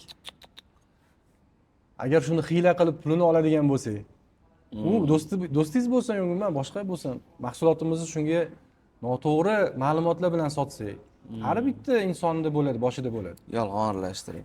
O'sha paytda bizda Hasan aka, bizda ikkita filtrimiz bor-da. Juda go'zal filtrimiz bor o'zi. Hasan aka shuni ushlab olsak bo'ldi menimcha. Shu filtrni ashula qilib aytib bering. Oddiy yoshroq yigitlar sizni talqiningizdagi mohiyatini tushunib yetadigan. Men har doim bitta ish qilayotgan bo'lsam, men Do'ron aka degan meni ustozim borlar, ular shu Angliyalarda o'qib kelganlar. Menga o'sha telefon aksessuarlarini katta ilm berganlar, ham ma'naviy, ham bir moddiy ustozlarimdan. Shu kishi zo'r gap aytganlar, quloqimda qolib ketgan Hasan aka. Hamma tusa bir ish qilmoqchi bo'lsang, shu yelkangda ikkitagina filtr bor. Bitta so'raysan. Mana shuni yozamizmi, yozmaymizmi deb. Shuni o'zi yetadi. Shu yerda shu amalni qilaymi? Shu Hasan akam yolg'on gapiraymi? Shuni mahsulotni o'tkazib yuboraymi? Shu gapimni o'tkazib yuboraymi? Shu yetadi o'zi Hasan aka. U bilmasa ham sen bilasan. O'zing bilasan. Ya'ni o'sha filtrlar yozadi ekan, Muhammad Yusuf masjidda yolg'on gapirdi. Tayyor bo'lib turding, pastida ham izohi bor. Tayyor bo'lib turing, agar bu narsaga yana davom ettirsang, tavba qilmasang, aynan bu narsaga bu yana pastida. Mana shu filtr joyini ochamiz endi. Zo'r gapni gapirdingiz. Uni mohiyatini bilmagan. Filtrni nima bo'lsa bo'lar, ertaga bugun filtrni oqmas qora yo'ldan ketsa, qachon javobini beradi? Va qaysi taqdirlar uni yo qalbini yo vijdonni yoki deyli zohiriy yo botiniy yo tam qachon uni salomiga haligi qaytadi? Shu qo'rqitadigan joyi kerak-da. Xudodan qo'rqmasdan, filtrdan qo'rqmasdan amal qilayotganlar ko'zingni och degan joyini bexijolat qo'rqitadigan joyini ochdi. Hasan aka, buni bir do'stim bilan bog'lab bersam maylimi? Menda ko'p do'stlarim bor, lekin va ikkita do'stim borlar, yaqinlarimdan. Bittasi vafot qildilar o'sha o'tgan yili. Ular ham siz ham taniysiz, Sardor aka degan bir rahmatli bir tadbirkor akamiz. Yangi yo'ldagi. Yangi yo'ldagi. O'g'illari shogirdimiz. O'g'illari ajoyib bola ukamiz. Shu Sardor akam vafot qilganlarida men o'sha filtrlarni hozir riski nimalar keldi-da ulandi. Bu kishi men birga sherik bo'ldik bu kishi bilan. Ya'ni Bobur aka degan do'stimiz borlar, ular ham umrlari uzoq bo'lsin. Ular uchalamiz bir sherikchiligiga bir yaxshi ishlar qildik.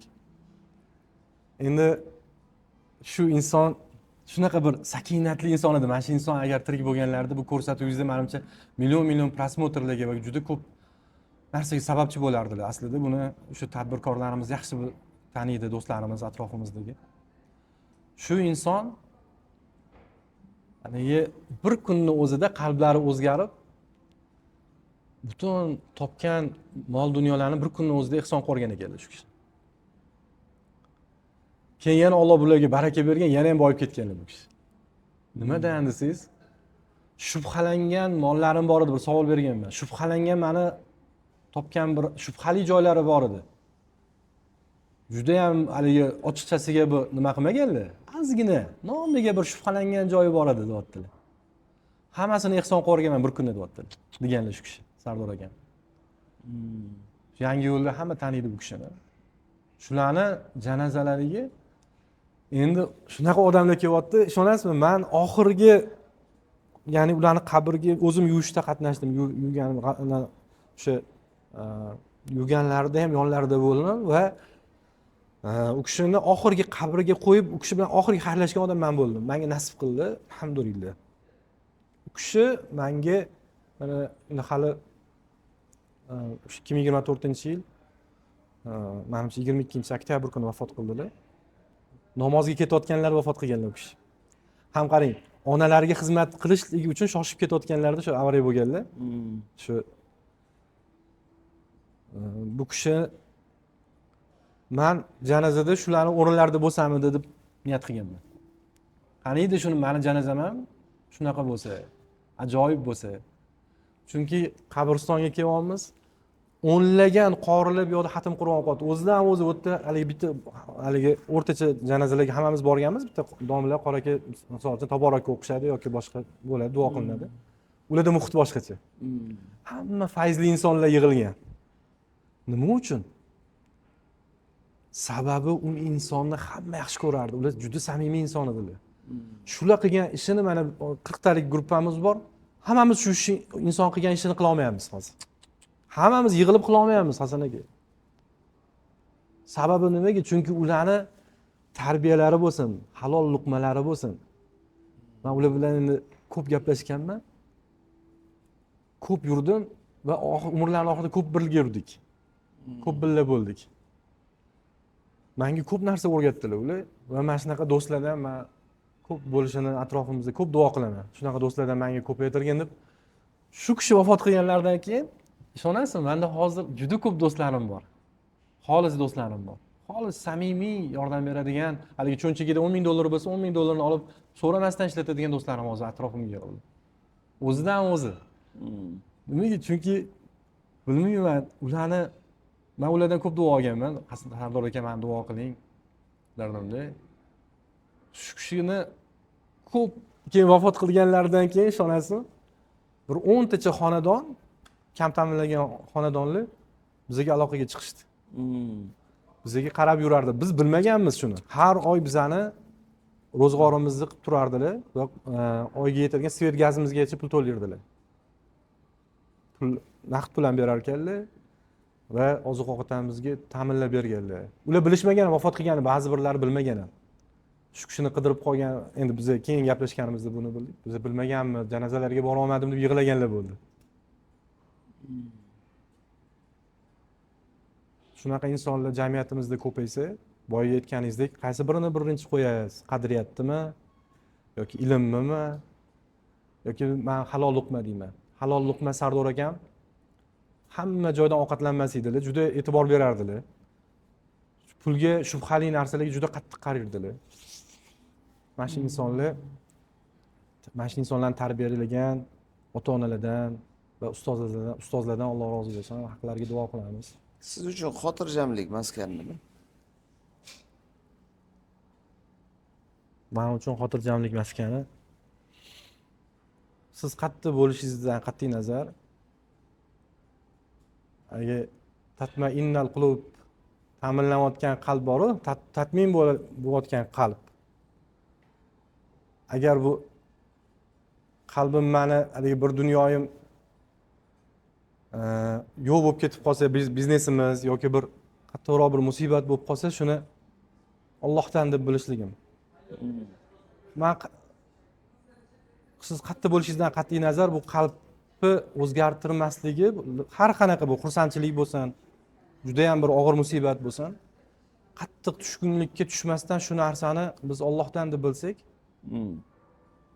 o'shanda o'sha siz aytgan xotirjamlik markaziga, maskaniga, haligi xotirjamlik maskaniga menimcha erishgan bo'lamiz. Hozir qalb qanchalik sokinsiz? Bu og'irroq savol menimcha Hasan aka. Yo'q, endi insonlar shuni qidiryapti-yu hozir. Agar menda bir adam bilan shu Sardor akam rahmatli bilan shu umraga borganimizda ozgina oldin adam bilan umraga boruvdim. Shunda adamlar zo'r narsa aytdilar menga, ana Safo va Marvani amallarini ham bajarib shundoq chiqib keyin soch oldirishga chiqamiz-ku. Shu yerda menga ajoyib shundoq chiqib sochga oldirishga ketyapmiz adam bilan. Yo Safo va Marva, sizlar guvoh bo'linglar, men bolamdan roziman dedilar. O'sha yerda men eng dunyodagi baxtli va sokin qalbim boshqacha bo'ldi. Qattiq ko'z yoshlar chiqdi. qattiq yig'ladim. O'shanda adamni qattiq bag'rimga bosganman. Endi bu holat Hasan aka qanchalik og'ir narsa, nima, boshqacha narsa tuyg'u. Lekin gapirib berish og'ir ekan. Shunaqa narsa bo'lgan. Xotirjam bo'lasiz. O'shanda men adamim shunaqa dedilar va men dunyolarga sig'madim. Va haligacha o'sha narsani qaniydi, ya'ni ko'proq shu narsalarga bir xizmat qilsam degan narsani bir nima qildik. His qilasizmi? Sokinlik yo'qolganda. Labbi? Sokinlik yo'qolgan paytlarda his qilasizmi? Ha, his qilaman. Qanday? Hali qalbimiz Hasan aka bu birpasda bu yaxshi bo'lib qolmaydi, bu qalb sokin bo'lib qolishi juda og'ir narsa, ustida ko'p ishlashimiz kerak. Haligi gapirayotgan so'zlarimizga bu amallarimiz to'g'ri kelmasa, bu qalb sokin bo'lmaydi. Nimaga boya aytdim-ku, nimaga bu haligi qalb bu dengizdagi bir kema bu. Mana vujudimizda, jismimizda yurak bor, to'g'rimi? Yurak bir kema bo'lsa, bu jasadimiz bir dengiz bo'lsa, agar buni ichiga ozgina dunyoni muhabbati kirsa, Hasan aka, bu kasallik bu. Nimadir o'rnini, nimadir bir bo'shliqni bir narsa to'ldiradi. Agar buni zikr bilan to'ldirsak, insonlarga yaxshilik bilan, to'g'ri so'zlik bilan, yolg'on gapirmasdan, yaxshi amallar bilan har doim mazza qilib nafas olib, hech kimdan bir haligi uyalmaydigan amallarimiz bo'lsa, ya'ni menimcha Hasan aka mana bunaqa narsa desak yaxshi bo'ladi. Hammani oldida qanaqa o'zimiz tutayotgan bo'lsak, yolg'iz qolganda ham agar shu holatda bo'lsak, menimcha bu qalbi sokinligi shunda bo'lsa. Kimlarda havas qilasiz? Mana shu insonni qalbi sokin ko'rgan insonlarim bor deysiz. Qaysi xislati menda bo'lsa, masalan, kimdandir 100 barobar, 1000 barobar imkoni sharoiti ko'p bo'lsa-da, men bularga sokinlikda havas qilaman deganlaringiz bormi? O'zi ko'rsatasiz. Ko'rganman bunaqa insonlarni va hozirgi kunlarda qalbi sokin bo'lgan insonlardan bor bunaqa insonlar, qalbi sakinati. Men bittasini bir insonlardan bittasi bu Lazzakamat ham men yonlarida yurdim, to'g'ri xushchaqchaq qanaqa yuradilar. Lekin qalblari juda sokin. Mana shu inson xotirjamlar, juda ham Arziydi havas qilsangiz. arziydi. Mana shu umuman bir dunyoni bir Nima sababini kuzatasiz? Siz negizini aniq aytib berdingiz. Shu insonning sokinligida nima orqasida, nimaga shu insonning qalbida sokinlik kuzatadi? Menimcha Lazzakam yaxshi biladilar. Bu dunyoni o'tkinchiligini yaxshigina tushunib olganlar. Qalblariga shuni o'rnashtirib olganlar. Va hamma narsa boya tush dedim-ku.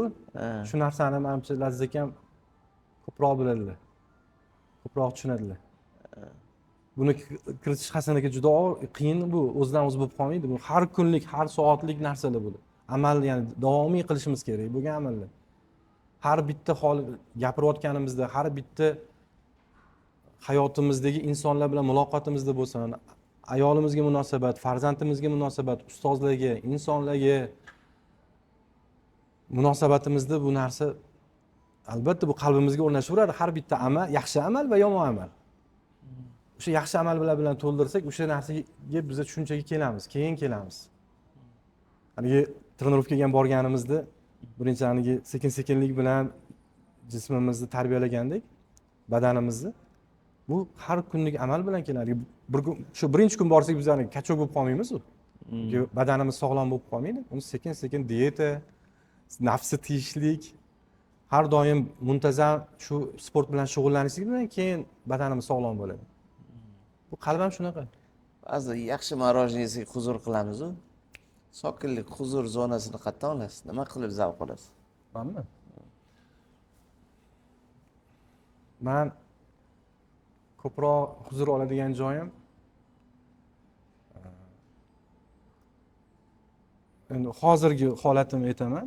Endi bu kichkina narsa bo'lishi mumkin ko'pchiligi. Mana hozir men tadbirkorlikdan tashqari bu skritniy anaqalarni va sizga o'xshagan ustozlarni mana shu 5-6 yil ichida O'zbekiston bozoriga deylik, jamiyatimizga shular bilan shu olib chiqqanimda bitta narsani nima qildim, men nimadan gap qilar ekanman, bitta tadbirkor kelib Muhammad Yusuf, spikerni olib chiqib, mana shu sekretniy odamni olib chiqqaningizda, mana shu ilmli, haqiqiy ilm egasini olib chiqqaningda shu darsga kelganimda men maza qilib yubordim degan joyi bo'ladi-da. Rahmat senga. Mana xuddi sizni o'zingizni mana infaktorlarni olib chiqqaningizda maza qiladigan joyingiz bo'ladi-yu. Kimnidir ochib zavq olasiz. Ochib men zavq olaman. Kimnidir ochib, xonada tushib, mana As-Sodiq Qorakam aytadilar, Abdug'anam Qorakam. Birinchi shu Abdug'anam Qorakamlarni umuman boshqa biznesda yurganlar men aytdim, odamlarga mana bunaqa yaxshi insonlarga, yaxshi anaqalarga bir turtki bo'lasiz, turtki bo'lasiz, sababchi bo'lasiz. Shu mana sherikchilik shartnomalari bor yoki xodimlar bilan munosabat bo'lsa, Zaпрос bor, bo'l bor deng. bo'l bor, shu qiling deganimda, shu kishi bir marta menga "Hayot, shunga sababchi bo'lib qolgansiz" deb aytganlar. Xursand bo'lganman o'sha endi, mana shu xursand bo'lib ketganman. Demak, super sila shu yerda. Bilmayman, men shuni yaxshi ko'raman deb o'ylayman. Shu narsani qanaqa Yuqtirgan, maza qilaman. sizga Xudo yuqtirgan o'zi kuchli jihatlaringizni topdingizmi? Menda endi shu adam aytganlar ekan, Do'rin akam ustozlarim, keyin Avaz aka degan do'stim bor edi, birodarim, qadrdon do'stlarimdan. Keyin Umidjon, Feruz aka, Abduhalla aka, atrofimda ko'p Oybek aka degan ustozlarim bor, mana Sarvar akam borlar atrofimizda. Shular ko'pchilik aytadi, sizda anaqa yaxshi. Kommunikatsiya, ya'ni networkingni siz ikkita odamni bir joyga yig'ib qo'yish yoki chaqirib bir-birini tanishtirishingiz shu kuchli tarafingiz networking. Yaxshi deydilar, lekin bu networkingda bitta networking ekan deb hammani haligi ro'yxat, haligi misol uchun menda bir 15 mingtacha anaqa bor ekan, kontaktim. Bor ekanmi? Anu kontaktim, Telegramimni anaqa qilishuvdi, 15 mingta anaqa chiqdi. Qoyil, menda 6 mingta. 15 mingta o'zi juda. Lekin buni ichiga kirib ketib har bitta odam bilan men munosabat qurmayman. Mana Har bittasiga yozib, 6 mingta odamimiz telefon saqlanib qilib nima qilganman-da. ha, Masalan, mana shu telefonda endi fursat kelib qoldi, bu ham mana kontaktga kirsam 6060 bitta turibdi. endi menda litlar tushgan, boshqa bo'lgan hammasini saqlanib qilib haligi nimalar qilib qo'ygan, bu necha yillik anaqa bo'lgan. Keyin kim anaqa bo'lsa, baribir saqlanib qo'yaman, ism familiyasini, keyin qiladigan ishlarimni. Kim menga aloqaga chiqsa, xolis bir so'm bir anaqa qilmasdan, mana shu insonga ro'para bo'ling, mana shu mutaxassisi yoki mana shu joyda ishingiz bitadi deb telefon nomer berganman. Lekin men hammasidan bir hol-ahvol so'rab bunaqa qilmayman. Nimaga bu yerda o'tiribsiz hozir? Nima deysiz? Ana G'azanaga savollarni javob anaqa. Yo'q, nimaga mana shu yerda men degan savol berdingizmi?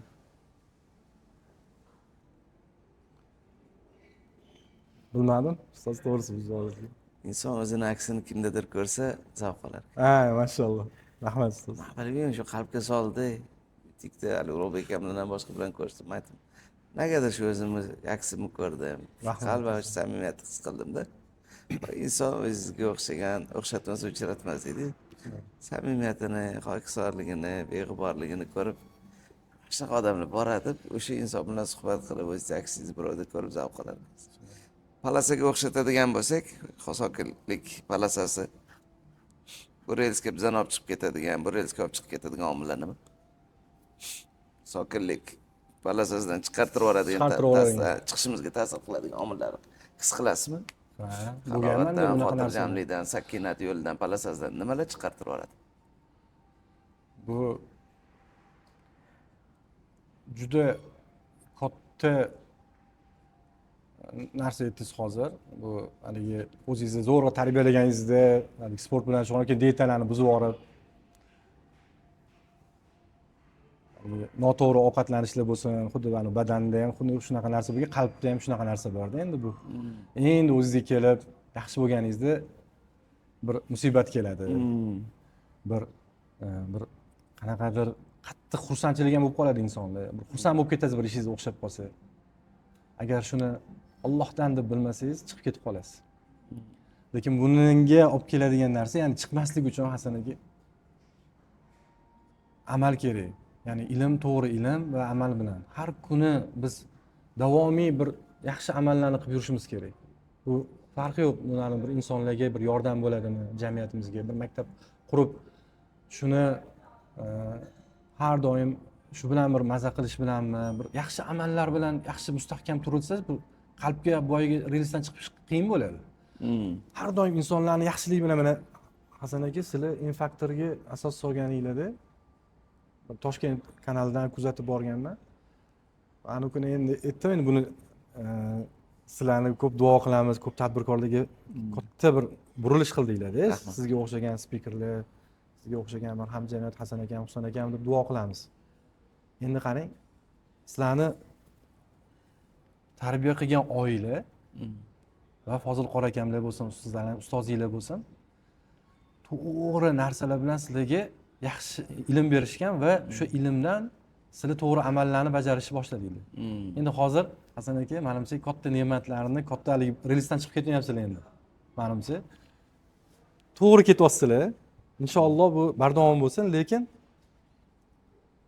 ustoz, ilm, kitob o'qish bo'lsin, yaxshi ustozlar, yaxshi niyatli, yaxshi oilada bir tarbiya topgandan keyin to'g'ri relsda o'zingiz bo'lar ekansiz, bu chiqib ketish qiyin bo'lib qoladi keyin. Nima ta'sir qiladi? Окружением?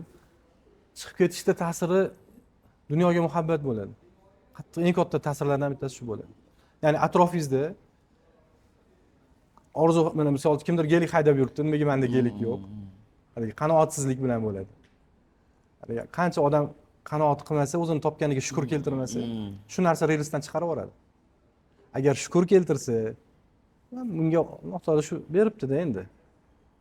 Men sizni maqsad kimlargadir gelik haydash umuman orzu emas.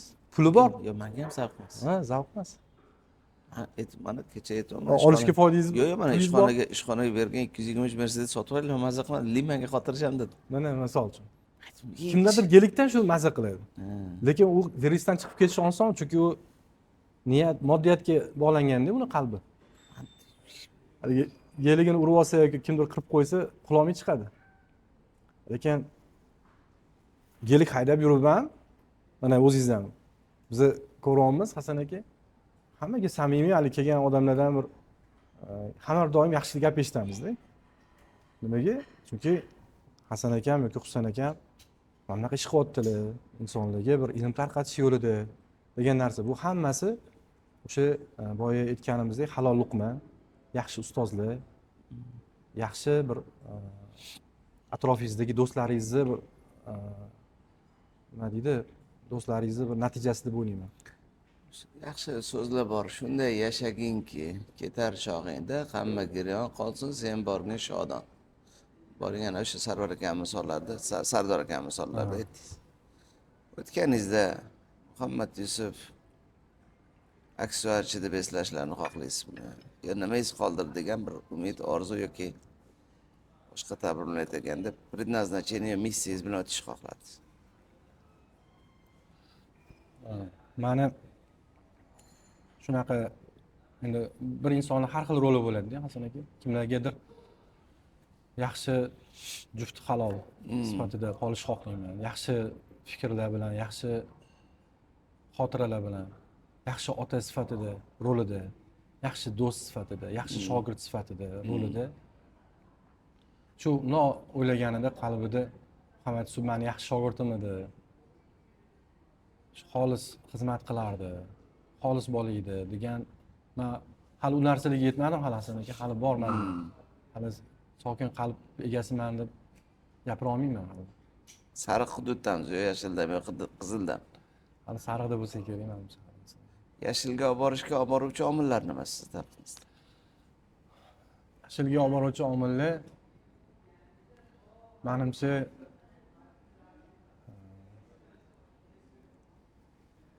yaxshi, men atrofimda do'stlarimni yaxshi, atrofimga yaxshi, Allohni yaxshi ko'rgan, faqat Allohni eslatadigan do'stlarni atrofimga yig'ishim kerak. Muhim bu. Juda muhim narsa. Agar faqat g'amimiz dunyo bo'lsa, bir Humoyon qora aka degan ustozimiz borlar. Qora akamiz, Alloh rozi bo'lsin, diniy idorada ishlaydilar. Shu kishi duo qilganlarda ajoyib duolari bor-da. Yo Robbim Alloh, faqat g'amimiz dunyo bo'lib qolmasin deydilar. Bizani faqat dunyoning g'ami bilan, bizani g'amimizni shu bilan tashvishimizni dunyo bilan qilib qo'ymagin deb duo qiladilar. Chunki hadisdan bor, biz shu kishidan eshitganman, Humoyon akamdan. Qarang, inson ikkita narsasiga qadr yetmas ekan, ikkita narsaga, berilgan narsaga. Birinchisi salomatlik, Bu ikkinchisi xotirjamlikni vaqti. Xotirjam bo'lib yurgan paytingizdagi bu qadrga yetmas ekanmiz shuni. O'shanda mana bir xilda eshitamiz-ku tadbirkorlar, mana bu atrofimizda endi ko'proq tadbirkorlar mana bu ishga kirib noto'g'ri ish qamalib ketibdi yoki mana bunaqa ish qilib mana bunaqa tushib qolibdi deysiz, lekin o'sha biz 2-3 yil ularni ko'rganimizda xotirjam edi. Hali nimaga sayohatlarga chiqib turardik, ular bilan yaxshi o'tirib ovqatlanib boshqa anaqa qilib turardik, lekin xotirjamligi yo'qolibdi. Keyin uni surishtirsangiz, haligi o'zida tajribasi hali ko'p bo'lmagan, o'zi yaxshi tushunmagan, lekin bu yoqda katta niyati, dunyoning muhabbati chuqurligidan mana shu yerda ham bir muvaffaqiyatga erishib qolishi mumkin ekan deb bemaslahat haligi o'sha narsaga haligi kirib qolib, endi hamma ham emas, endi shu dunyoning muhabbati qalbiga kirib qolsa, insonni ko'zi ko'rmay qolar ekanda. Nima qilib ketayotgan? Bo'ldi, mana shu yerda men yutaman, men bu yerda muvaffaqiyatga erishdim-ku bir marta. Bu yoqda ham qilaman deb hali fokuslarini buzib, xotirjamligini yo'qotib qo'yganlar juda ko'p. Yo'li chalg'i. Nima? Yo'li chalg'igan. Yo'li chalg'igan. Aytamiz-ku, adashtirmagin, qo'rqotirmagin, yomonlardan, yomon ko'zlardan hibs qilmagin deb panoh qiynasi. Oddiy gap. Tinchlikning qadri tinchlik ketganda, xotirjamlik qadri xotirjamlik ketganda bilinadi. Sizni Ramazonda bizada xafa qilganlarga, siz xafa qiladiganlarga qanaqa gap aytgan bo'lasiz hozir?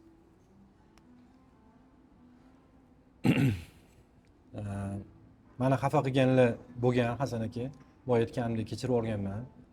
Kechirmasam rosa qiynalib yurdim. O'zimiz qiynalamiz. O'zim qiynaldim Hasan aka.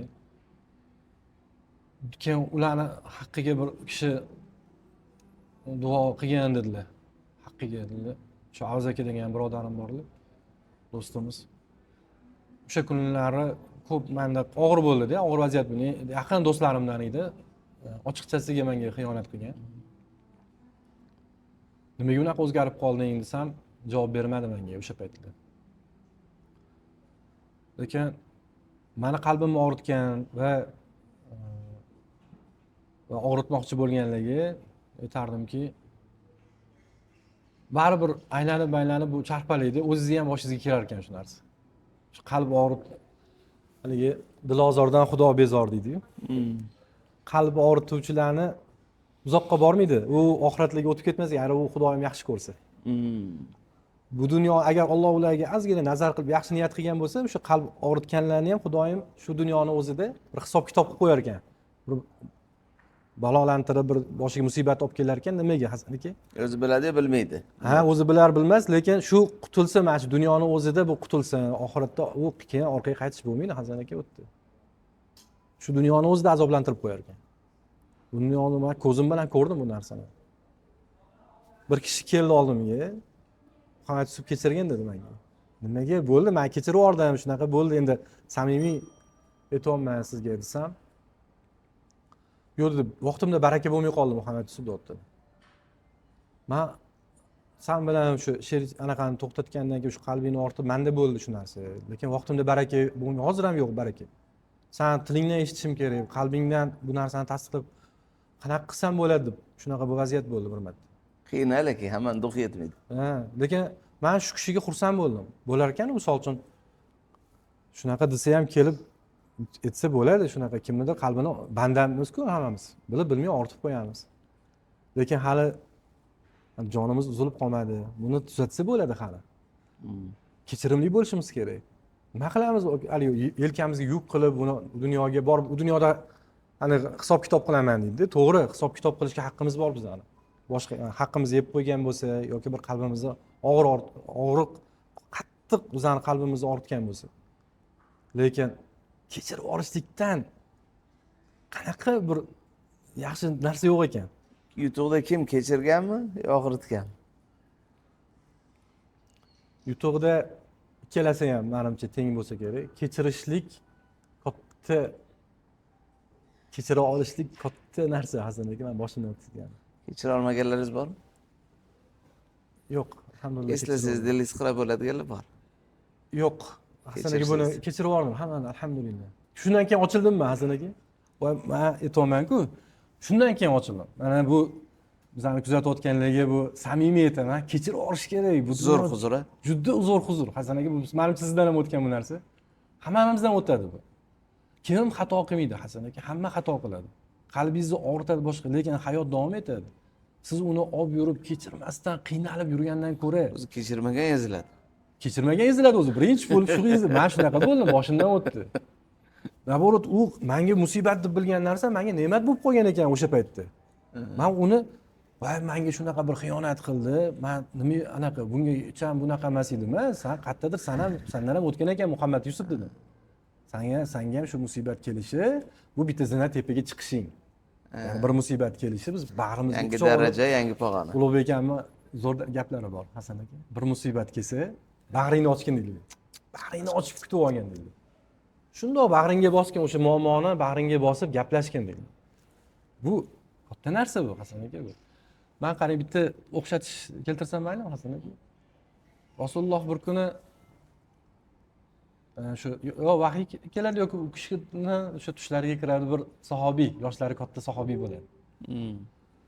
Men bir tush ko'rdim, deylarmi, hozir aniq esimda emas, lekin bir yoshlari juda qariroq bir sahobalardan bir kishini chaqirtiradilar va hammani chaqirtiradilar. Undan bir kun oldin bir joyga bir ihson qilinglar deydilar. Hasan aka Rasululloh aytadilar, bir joyga kim qurbi yetsa, sallallohu alayhi vasallam shuni bir ihson qilinglar shu joyga deb aytadilar. Va o'sha kuni tush ko'radilar. Tushlarida bir o'sha bir sahobiylardan bir sahobiyni, yoshlari katta sahobiyni ismlari esimdan chiqib qoldi. Shu kishini chaqirtiringlar deydilar. Bir chaqirtiradilar va hamma sahobalarni chaqirtiradilar deb. Eng qizig'i o'sha sahobiy haligi moddiy bir hech narsa o'tga qo'ymagan ekan. Biron narsa kichkina bir zarracha bir xurmo ham qo'ymagan ekan u kishi. Qolganlar hammasi haligi kimdir oziq-ovqat olib kelgan, kimdir mol dunyosi bilan, kimdir tillasi bilan, kimdir kumushi bilan o'sha yerga ihson olib kelgan ekan. Alloh yo'lida. Lekin haligi sahobiy hech narsa olib kelmagan. Lekin shu sahobiyni maqtaydilar. Hammani ihsonidan shu sahobani shu kishini ihsoni qabul bo'ldi, eng afzali deydilar. Qabul emas, eng afzali shu kishiniki bo'ldi. Eng yuqorida. Hamma qiziqib qoladi. Nima ekan? Nima ekan bu deydi. Kimmi bu? Nima amal qildiki bizdan o'zi bir bechora bo'lsa, o'zi bir faqir bo'lsa bu deganida shu aytgan ekanlarki Rasululloh sollallohu alayhi vasallam hamma qalb og'ritganlarni hammada haqlari bo'lgan, ya'ni qalbini og'ritgan ekanda ko'pchilik. Shularni kechirib olgan ekan. Ular kechqurun duo qilgan ekanlar. Men yo Robbimolloh, men Rasululloh menga ihson deb aytdilar bizga. Meni qo'limda hech narsam yo'q, bitta xurmoyim ham yo'q. Lekin menda bir narsam bor ekan, sen o'zing qalbimga solding. Bu meni kechirmagan, meni do'stlarim atrofimizda yaxshi, ular ham endi banda-ku. Kechirmagan odamlarni men kechirdim, sen uchun kechirdim. Hammasini men qiyomat kunida bulardan hisob-kitob so'ramayman. Ya'ni menga hisob-kitob olib kelgan deb men bular bilan hisob-kitob qilmayman. Men kechirdim hammasini. Bu dunyoni o'zida kechirdim degan ekan. Endi qarangda bizni kechirmasak, kechirimli bo'lmasak, o'zi ozgina dunyo bo'lsa, qanchasidir o'zi shundoq ham uyqumizga ketyapti, qanchadir ijtimoiy tarmoqlarga ketyapti. Qancha shirin hayotimiz bor. Qancha ozgina juda ham kechirib olishimiz kerak bo'ldi. Umuman zarracha. Bundan keyin ham inshaalloh kimdir meni to'g'ri qalbingizni og'ritadi. Biz hali mukammal bir inson emasmiz. Ko'p og'ritishadi. Ko'p og'ritishi mumkin. Alloh asrasin, lekin og'ritsa ham menda alhamdulillah zo'r do'stlarim, ustozlarim sizlarga o'xshagan. Maslahat qilaman. Hammani o'zini yo'nalishida bir tanishlaringiz atrofida yaxshi insonlar bo'lsa, o'zini yo'nalishida bir maslahat qiladigan odamlaringiz ko'payar ekan-da. Misol uchun yurist do'stlarimiz bor. Bironta muammo haligi yuridik bo'lsa, boraman oldilariga, maslahat so'rayman. Haligi biznesda qanaqadir muammolarimiz bo'lsa, ularga boraman. Qaysidir joyda qalb mavzusi bo'lsa, mana sizlarga o'xshagan, ustozlarimizga o'xshagan, ustozlarning oldiga borib bir maslahat so'rasangiz, bu Rasululloh aytgan, maslahat qilinglar, mashvarat qilinglar. Oson yechiladi, o'zi oson. Bizning eng katta o'sha xatolarimizdan bittasi bu maslahat qilmaslik. Maslahat qilish kerak. Bilgan odamdan so'rash kerak. Ustoz, qanaqa bo'ladi shu joydan siz o'tgansiz? Shunaqa holatda meni shu qalbimni ortib qo'ydi. Mana shunaqa holat bo'ldi. Lekin haligi so'raganda ham domlalardan borib ko'pchilik savol bersa o'ziga to'g'rilab savol beradi-da. Shunaqa ish qilish kerak emas u yerda. U yechim bo'lmaydi u.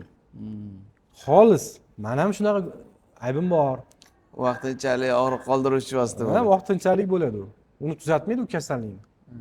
Menda ham shunaqa og'riq bo'lgan, meni boshimdan o'tdi Hasan aka. Men bekitarkansiz.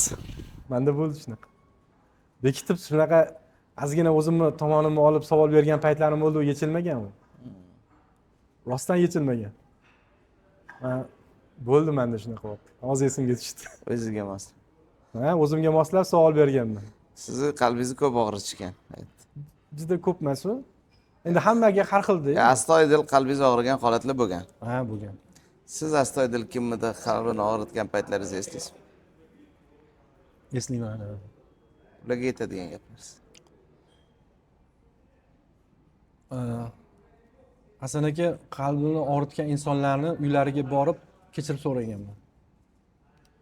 Duh kerak. Bu og'ir narsa Hasan aka, juda og'ir narsa. Men qalbini og'ritgan insonlarim bo'lgan.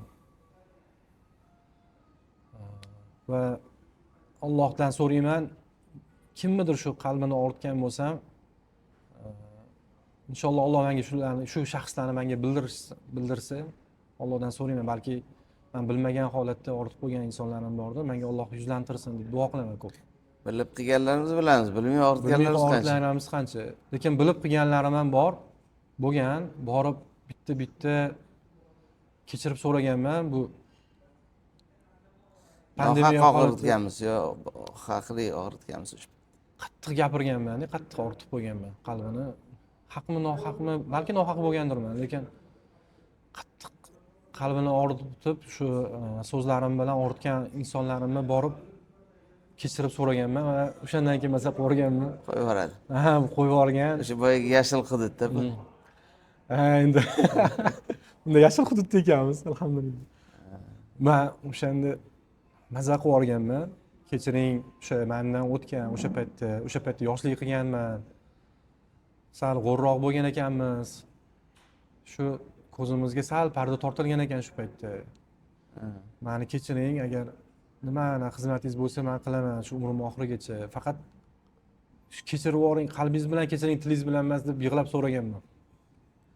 Muhimi qalb bilan kechirilgan bilan til bilan kechirilgan farqi nimada? Ha, juda endi bizda hayo degan narsalar va boshqa yoki inson endi qattiq qalbini og'ritib yuborsangizchi, bilinadi o'zi. Bo'ldi, kechirdim deb bilinadi o'tdi. Haligi bu ajoyib narsa-da, o'zaniga. Menda ham bir kishi kelib mendan kechirim so'raganda, tilimda aytdim-da, lekin qalbimda bor bo'ldi shu narsa. Nima qilish kerak qalbdan chiqarish? O'sha og'riqqa qaytish kerak. O'sha nima, o'sha joy bor-ku, nimaga qalbi og'rigan joyi bor, o'sha necha yil o'tganmi, kun o'tganmi? O'zi 3 kunni oshiq mumkin emas o'zi. Bizda. Gina kudrat. Bekorga emas bu narsa. 3 kunni oshiq umuman mumkin emas. Biz yillab og'rib yurar ekanmiz buni. Voy, o'sha qiyin ekan bu narsa. Kechirishlik, kechirib so'rashlik va uni qanaqa yo'l, qanaqa yo'l bilan so'rashlik juda og'ir narsa bu. Boshdan o'tgan tabib deydi-yu. Bir marta o'zimni bo'ldi, kechirib so'radi. Men do'stim hozirgi paytda kechirib yuborganman uni, alhamdulillah. So'radi mendan. Naqada so'radi. Instagramda audio tashladi mendan. Shunaqa lichkada. Telegramda, Instagramda ham bor. Instagramda tashladi menga. Men kechirdim, yo'q dedim, lekin oldingi holatimizga qaytmasligimiz mumkin. Men ham bitib anaqa kechirdim dedim lekin. Lekin aslida qabul qildim dedingiz, lekin kechirmadingiz. Yo'q, kechirmayman. Qo'ydim. Yana bir ozginadan keyin yana o'sha narsa holat undan g'azablanish yana paydo bo'lishni boshladi. Bo'lmasam birinchi qadamni u bosdi. Keyin to'xta dedim. Muhammad Yusuf, sen hali hali san ancha bor, san muvaffaqiyatga erisha olmaysan, bu qalbni tozalamasangiz qanaqa yaxshi g'oya kelishi mumkin? Qanaqa siz o'sishingiz mumkin? Qalbda mog'or bor. Mog'or bor bu yerda, ancha Choy damlashga xalaqit qilyapti. Judayam xalaqit Qalbga qilyapti, o'xshab, ha. tegdi choyni tegdi. Shunaqa. Mog'orga eng zo'r haligi mevali choy damlasangiz ham o'sha mog'or o'zini ishini qiladi. Shunaqa. Haligi bir videorolik ko'rdim. Bitta kolani bitta idishga qo'yadi-da, qop-qora qilib, keyin ustidan qancha toza suv quysa, shunda tozalanaveradi-yu.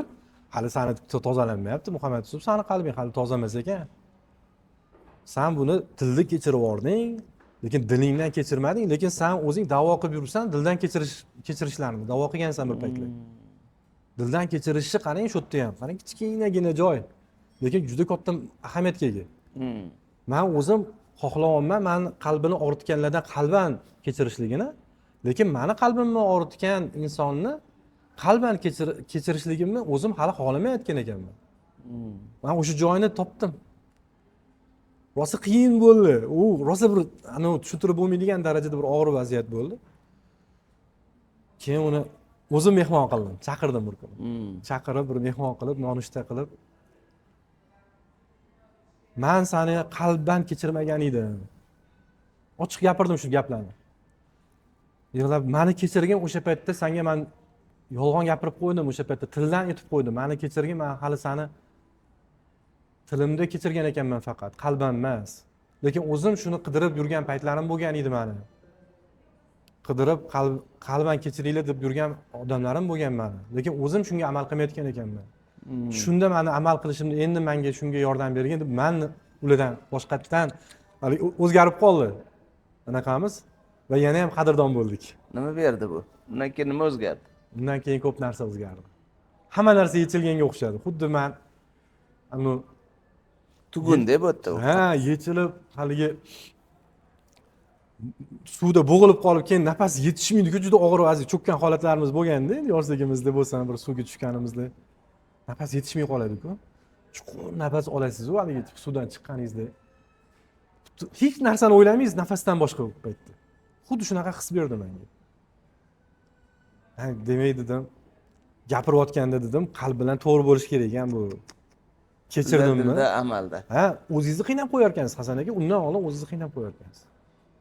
Keyin u naryoqga ham qolib ketar ekan u. Yana o'sha yerda yana davom etib ketar ekan u. Nima qilamiz? Yo'q, o'zi shundoq ham gunohlarimiz ko'p bo'lsa. Hali boya aytganingizdek, bilgan gunohlarimiz bor, bilmaganlarimiz qancha. Shuning uchun qalb sakinati Mavzu katta aslan. Lekin 2 soat qanaqa o'tganini men bilmadim, siz bilmadimku. Hammasi. Nimadan ko'nglingiz to'lmadi bugungi suhbat?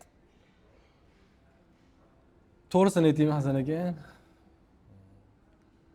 Hozir suhbat davomida ba'zi bir narsalar ichimdan hammaga aytolmaydigan gaplarim qolib ketdi. Baribir bor ekan. Hozirgi vaziyatda bir dars oldim o'zim uchun, shaxs sifatida bu. Va bu mavzu, bu aynan mana shu mavzu sakinat qalb dunyodagi eng katta og'riqli mavzu va eng qiyin davolashga eng qiyin yo'l bu. Eng qiyin vaziyat bu. Marraga yetish hammaga emas. Hammaga emas. Bunda katta ustida ishlash kerak. Odam o'zini ustida, nafsini ustida, o'zini hayotidagi, atrofidagi hamma bilan muloqotlarida bo'lsin, harakatlarida bo'lsin, hammasi ustida qattiq buni amalida ko'rsatib berish juda qiyin. O'zidan o'zi bo'lib qolmaydi buni. Haligi YouTube'da shunaqa mavzularni ko'rish bilan yoki bir odamlardan shu narsalarni eshitib, qalbim yaxshi bo'lib qolish, yaxshi bir inson bo'lishim kerak ekan degan narsa bilan bitib qolmaydi. Bu narsaga marraga yeta olmaydi. Katta mehnat va sabr, qanoat. Katta mehnat talab qiladi, qisqartirib aytganda. Meni ko'nglim to'lmadi bugun ko'rsatdi. Menda ham vaqtimiz yetmadi. Vaqtimiz yetmadi. Yetmaganidan ko'nglim to'lmadi. Men mazza qildim. Hozir qalbimga solgan fikrlar shu bo'ldiki, bu suhbatimiz hali davom etadi. Nasib bo'lsa mana endi ertaga Ramazon arafasida turibmiz. Bugun syomka qilayotgan paytimizda 16 fevralda turibmiz. 2-3 kundan keyin Ramazon boshlanadi. Bu Ramazondan keyin afsuski boshlangandan keyin efir yuzini ko'radi. Lekin Ramazonda juda yaxshi fursat azizlar. inshaalloh. Bosh barmog'ini shuni ko'taring. Bu bosh barmoq emas. Bu bosh barmoq. Aytgan gapimizga amal qilish Alloh bizga nasib etsin. Rahmat. Sizga, bizga, Rahmat, ustoz. sizlarga o'zimiz asli bu o'zimizga kerak dard, o'zimizga kerak bo'lgan mavzu, o'zimizga bo'lgan ibrat, o'zimizga bo'lgan oyna vazifasida biz har xil yangi qahramonlarni gapiramiz. Birinchi navbatda shaxsiy boyaga aytgandek qadriyatdan tashqari, manfaatdan tashqari o'zimizni nuqsonlarimizni ko'zgu sifatida kimlardir qalb ochilganda mavzuni u yoki bu jihatlarni yoritamiz. Keyingi qahramonni men bilaman kim bilan gaplashamiz va bu qahramonimiz Ulug'bek aka Hoji Ahmedov bo'ladi. Siz, men va Ulug'bek akam trio formatida Sokin qalbda asosiy qahramon sifatida suhbat ochamiz. Chunki yo'llarda yurgan odam sifatida Inshaalloh. qalb mavzudagi savollarni ochamiz. Inshaalloh. Albatta biz ham Ulug'bek akamni yaxshi ko'ramiz. Sokin qalb sohiblari sifatida men u insonni sokin inson sifatida ko'raman. Bu mavzuga sho'ng'igan inson sifatida yaxshi ko'raman. Hurmat qilaman. Yaqinda hech narsa behikmat emas. Ularni boshqa mavzular loyihasida chaqirdik o'shacha. Ulug'bek akamni sokin qalblari mashaalloh. U qalbi daryo inson. Qalbi daryo insonlar. Halovatdagi, Xolis. sakinatdagi, xotirjamlikdagi juda ko'p qoyillatgan ko'klamoyim ko'kingdan ber chimdim bor insonlarning ichida yurib, lekin ularning ichidagi sokinlik bilan hali bir donishmand inson sifatida yaxshi ko'raman. O'ylaymanki, ular bilan suhbatimiz davomida Muhammad Yusuf akamni mehmon sifatida bo'lmasa-da, suhbatdagi mezbonlar qatorida yana yelkadosh, qalbi insonlar sifatida ham yana bir qahramonimiz sifatida suhbatlarimizni birgalashib, sen belga tepasan, men oyog'iga o'raman deb javob topamiz. Azizlar, suhbatni qaysi jihatidan ko'yingiz to'lmadi? Qaysi jihatlardan ko'yingiz to'ldi? Mavzularni qaysi jihatlarni keyingi suhbatlarda yoritishimizni tavsiya qilasiz? Qaysi qahramonlarni sokin qalb, xotirjamlik maskani loyihasida ko'rishni xohlardingiz? Ko'rishi yuzlab, minglab, millionlab qalb egalariga olib chiqishimizni tavsiya qilardingiz. Albatta izohlarda yozib qo'ying. Zarracha bo'lsa ham qalbimizga oro bo'lishiga sababchi bo'ladigan bo'lsa, ma'qul kelgan bo'lsa, biz uchun emas, YouTube algoritmi uchun, boshqa insonlarga manzur kelish uchun o'sha algoritm talablariga bir hissa qo'shishingiz loyiha uchun qadrli bo'ladi. Like, kommentariy, podpisatsiya va o'zingizni eng yaqin insonlaringizga podelиться qilsangiz, bu loyihamiz, bu ko'rsatuvlarimiz ko'plab insonlarni, qalb insonlari qalbini ochilishiga sababchi bo'lsa, ajab emas. Bizga yurtda tinchlik bo'lib, do'stlar salomat bo'lsa bas. Muhammad Yusuf aka, men maza qildim. Mana maza qildim. Yakuniy tilaklar, tavsiyalar, murojaatlar. Men Hasan aka, avvalambor kattakon rahmat. Men o'zim ham maza qildim bugun. Ancha narsalar bor ekan o'zimda va bu suhbat davomida chiqar ekan insonda va kuchli savollar bilan, ma'noli savollar bilan o'zi insonga baho berayotganda bu berayotgan savolga qaraladi. Siz shunaqa Hasan aka savollar beryapsiz. Men to'g'risi zo'rg'a o'zimni ushlab turgan vaziyatlar bo'ldi va hamma narsani olib chiqa olmadim. Qalbimda hali ham men o'zi ozgina nimalar bor ekan, hali tugunlar. Hali bor ekan. U o'zidan Qiladigan ish ko'p. Qiladigan ishimiz ko'p ekan. Bu narsa o'sha suhbat davomida keldi. Bu samimiy tondan va bu loyihaga, bu ko'rsatuvga va sokin qalb loyihasi haligi katta mehnat ketyapti bu yerda. Shuncha kamera, 8 ta kamera bizga qarab turibdi va jamoaga katta mehnat bo'lyapti. Kattakon rahmat. Alloh rozi bo'lsin hammanglardan va bu hali bizani bir necha yillardan keyin inshaalloh bu yaxshi narsalar, yaxshi kontentlar qolib qolsa, bu albatta yaxshilikka.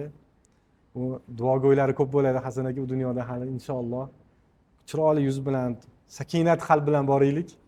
Inshaalloh yaxshi narsalar kutib oladi Xudo xolasa, agar biz to'g'ri ilm bilan, to'g'ri amal bilan, to'g'ri ustozlar bilan yondoshsak, do'stlarimiz bilan yondoshib harakat qilsak inshaalloh yaxshi niyat-ku bu. Inshaalloh hammasi rahmat, kattakon rahmat sizga. Kimgadir qilsang yaxshilik na aytadi, na qaytadi. Kimgadir qilsang yaxshilik ham aytadi, ham qaytadi. Bu loyihamiz sizlarga yaxshilik bo'lishiga sababchi bo'lgan atrofimizda do'stlarimiz, hamkorlarimiz bor. Biz bugun bu ko'rsatuvni O'zbekona restoranda tasvirga oldik. O'zimiz ukamizni, o'zimiz shogirdlarimiz, maqsadjiyanimizni loyihasi bizga bu chiroyli suhbatlarimiz chiroyli muhitda olishiga xizmat qilishgani uchun ularga minnatdorchilik bildiramiz. Loyihamizni barcha moliyaviy xarajatlarni pulingizni o'ylamang, biz bu yoqqa turib beramiz degan loyiha bor. Bu Centers Development kompaniyasi qadriyatlar ustuvor shiori asosida faoliyat ko'rsatdi. Bu ham bizning oilaviy loyihamiz, ukamiz loyihasi. Haqqiga duo qilasiz. Golden Lake bu xotirjamlik maskani. Agar turar joy maskani yaxshi niyat qilib, yaxshi insonlarga yaqin bo'lamiz desangiz, samimiy tavsiya qilamiz. Yaxshilikka sababchi bo'lsak, siz yaxshi insonlarga qo'shni bo'lishingizga sababchi bo'lsangiz, biz xursand bo'lamiz. Azizlar, keyingi ko'rsatuvda uchrashguncha sog' bo'ling, salomat bo'ling. Assalomu alaykum. Rahmat kattakon.